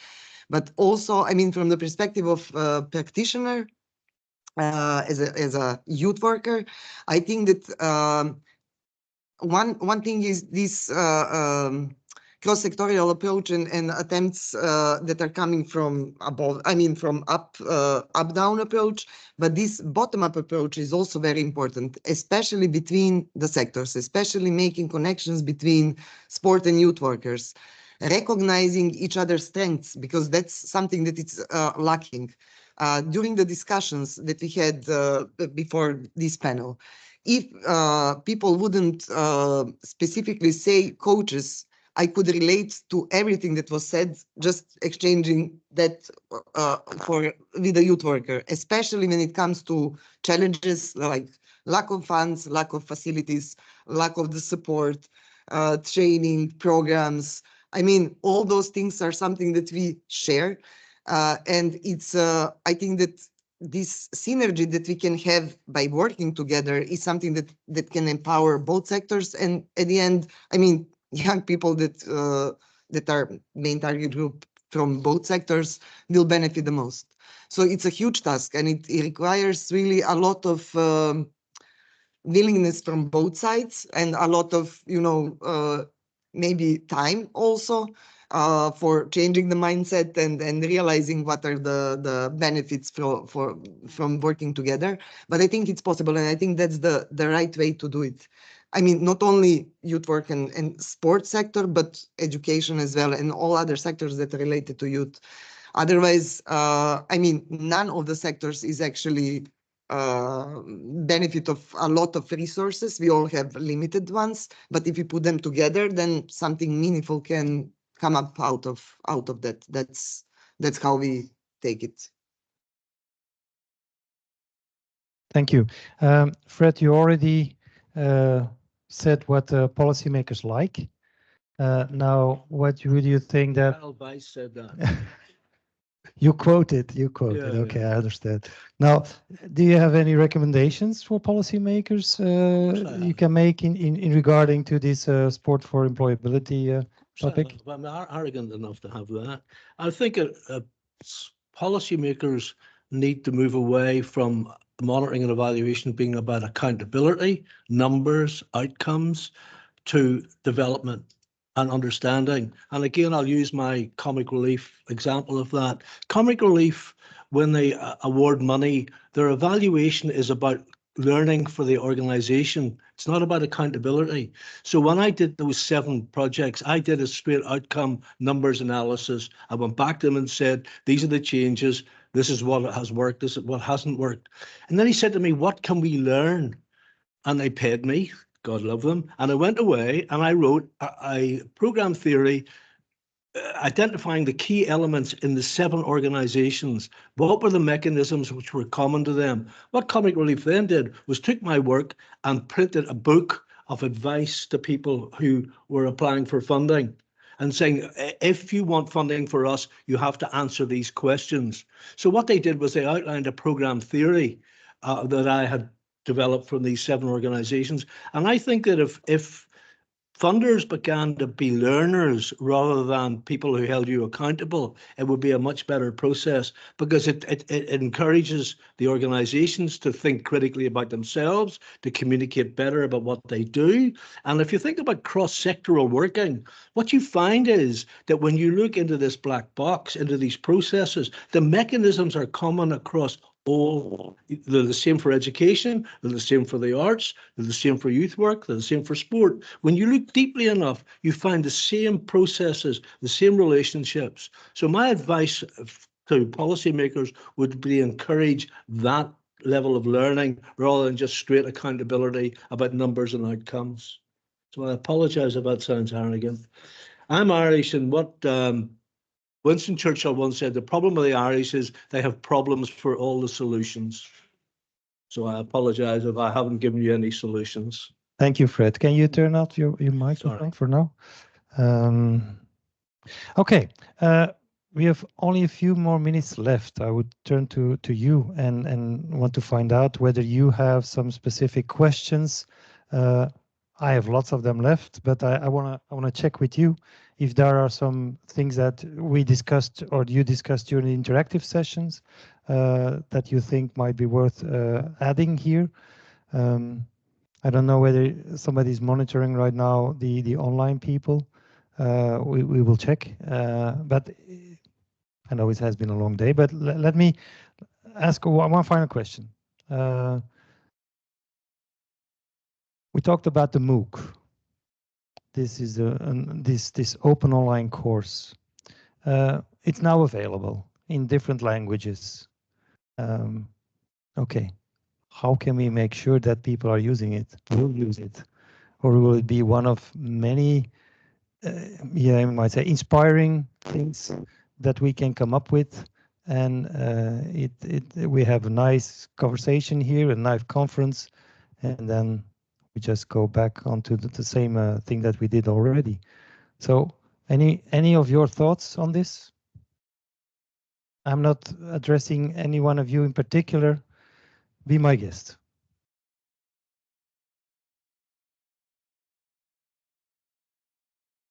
I'll try.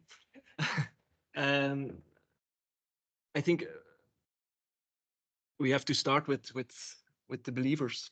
And in our case, that will be some municipalities that believe in this and that want to start with it. And then the next step is communication and inspiring others with the good practices and bring them together and exchanging between, again, in our case, municipalities, but also between coaches, I think.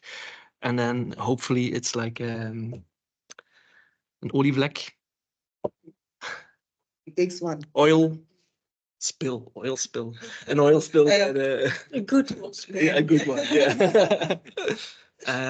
So that's, as an organization that is involved with this project, that's how we would like to go on. I hope that it works that way. Any more thoughts about this? Because I mean, this is all where we're doing it for. We spend time, we spend money on this, and then you have a product. And are we actually using it? Can we make sure that people are using this kind of thing? I know the EU has put in a lot of money in Erasmus Plus, for example, in sport. That brings in a lot of inspiration. I don't know whether there's a real meta-analysis on what is being produced and to what extent do we then put that into practice. That's something I am not always very informed by, so I don't know. Maybe just to add real short, I don't believe in obliging this kind of thing to the whole sector. Like Fred said, it's so diverse, sports, and we have to honor that, I think. But there are a lot of clubs, traditional clubs, but also specific clubs that really work on social goals, that are really asking for trainings like these. So I really believe that when we start with them, that's not only the municipalities, but also those clubs that are waiting for tools to do what they want to do. Yeah, okay. I think that those who are working in sport for development, when they read the MOOC, will be surprised how much they are like social workers. I think what the MOOC will do, well, you'll recognize yourself in it. It will cause you to self-reflect on what you do. You'll be surprised how much already the way you operate is really like youth workers. You'll be very surprised. And I think that will assist you in being more self-critical and self-reflective and be able to communicate better to people who think that sport is to be avoided. Because you'll find in your own practice, you're really youth workers already. So I think that's what it'll do. Thank you. Yes, if I may. Please go ahead. It may also be interesting to look at national or European policies which are about helping NEETs. For instance, I was thinking of the youth guarantee. That is a program that it's about 10, maybe a bit longer, where member states were recommended to offer either young people who are in a NEET situation to go back, as you not to go back to work, education, or another program, a stage or something to help them get back up. And I think you will have in that group a certain number of young people that may find it difficult to express themselves or to realize themselves to maybe language or interaction in a very academic way, for who this kind of projects could be another way of kind of tapping into their self-confidence and their strength. And if there may not be that many of the projects that use sport, but there may be a population that actually is looking for this kind of solutions, because they drop out of school for a reason, probably because they don't like to sit down and listen and have this more academic approach. So for them, this could be really a very good idea. So I imagine that there are programs like employment officers or ministries that are actually looking to set up such programs and don't find the suppliers first. So of course, if there are MOOCs and if there are programs that you have developed available, it may also be maybe leading to grants to say, well, whoever can implement this program for us will be helped because you're part of our policy. So in that sense, and I suspect that in most countries something exists. Maybe it's not as structured, but something will exist to help young people. So it could also be interesting to turn to the employment ministries, employment services, and say we have we have something cool for you, for a group that may be difficult to reach out in other ways. So that could also be an interesting way. And then maybe that helps to create a supply that isn't there yet. Because there will always be somebody available or saying, hang on, I can hire extra people, and with that I can add this activity to my existing ones. So. No, thank you. Thank you for these the comments. Thank you also for your insights and your reflections. Yeah, no, go ahead, Jelena, sure. Very, very short, because you actually mentioned the program that I wanted to refer to, which is Youth Guarantee. As pre-accession country, we are just entering the process, but we use that actually to, for the first time, advocate for another sector, which is sport, because youth workers somehow are already recognized as important actors within the Youth Guarantee in Serbia, because, I mean, thanks to the practices at European level.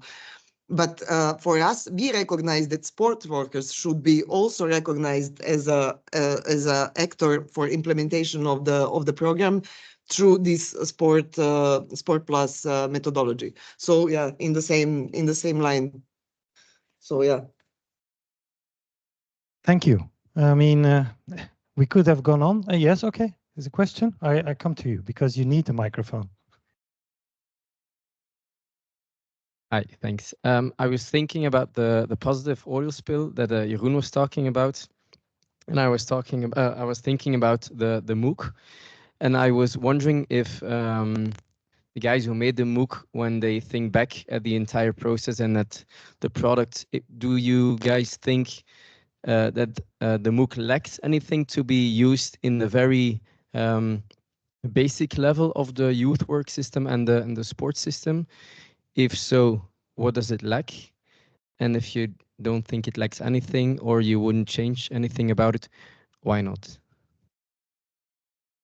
It's the same question as you. Somebody wants to answer? Jelena, go ahead. So of course I will say it's perfect and it doesn't need any improvement. No, yeah. I said that for the record, but then I will also add to this that we already recognized actually the things that how this can be improved in what is lacking the most. Apparently, I mean, when you use something that it's online course, of course, that the part that is missing is this how that you can get through, live interaction with people and to see examples of good practice. And that's why it's already recommended that it would be great to do it in a groups, to use the structure of the MOOC, all the resources, but also to, do it in a group work, and then use MOOC for the reflection and to get the knowledge out from it. But I would say that at this point, I'm not sure that we would change a lot if we would start from the beginning. But what we realized and what is good is that it gave us a lot of things to consider for the future. I mean, I see it as a step one. So we managed to do it. We managed to connect these two fields, which is the big step. But then, now it's a task for all of us to consider how to really employ this as much as possible. So it's not perfect, but we are striving to that.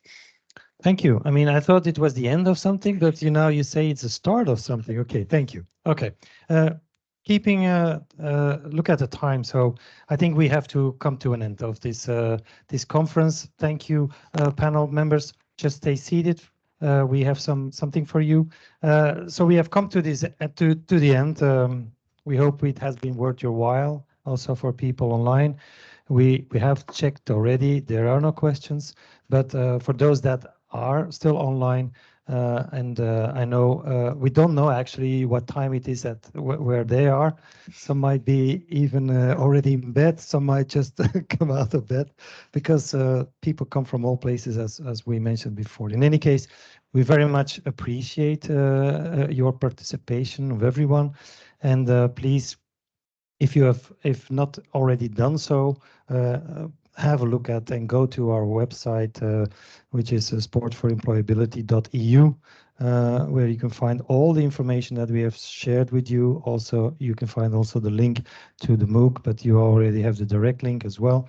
So I would say for those that are still online, thank you and goodbye. And for those that are here in Brussels, we now like to invite you to a network moment, which in fact is just a diplomatic way to say, let's have a drink. Okay, thank you. Thank you.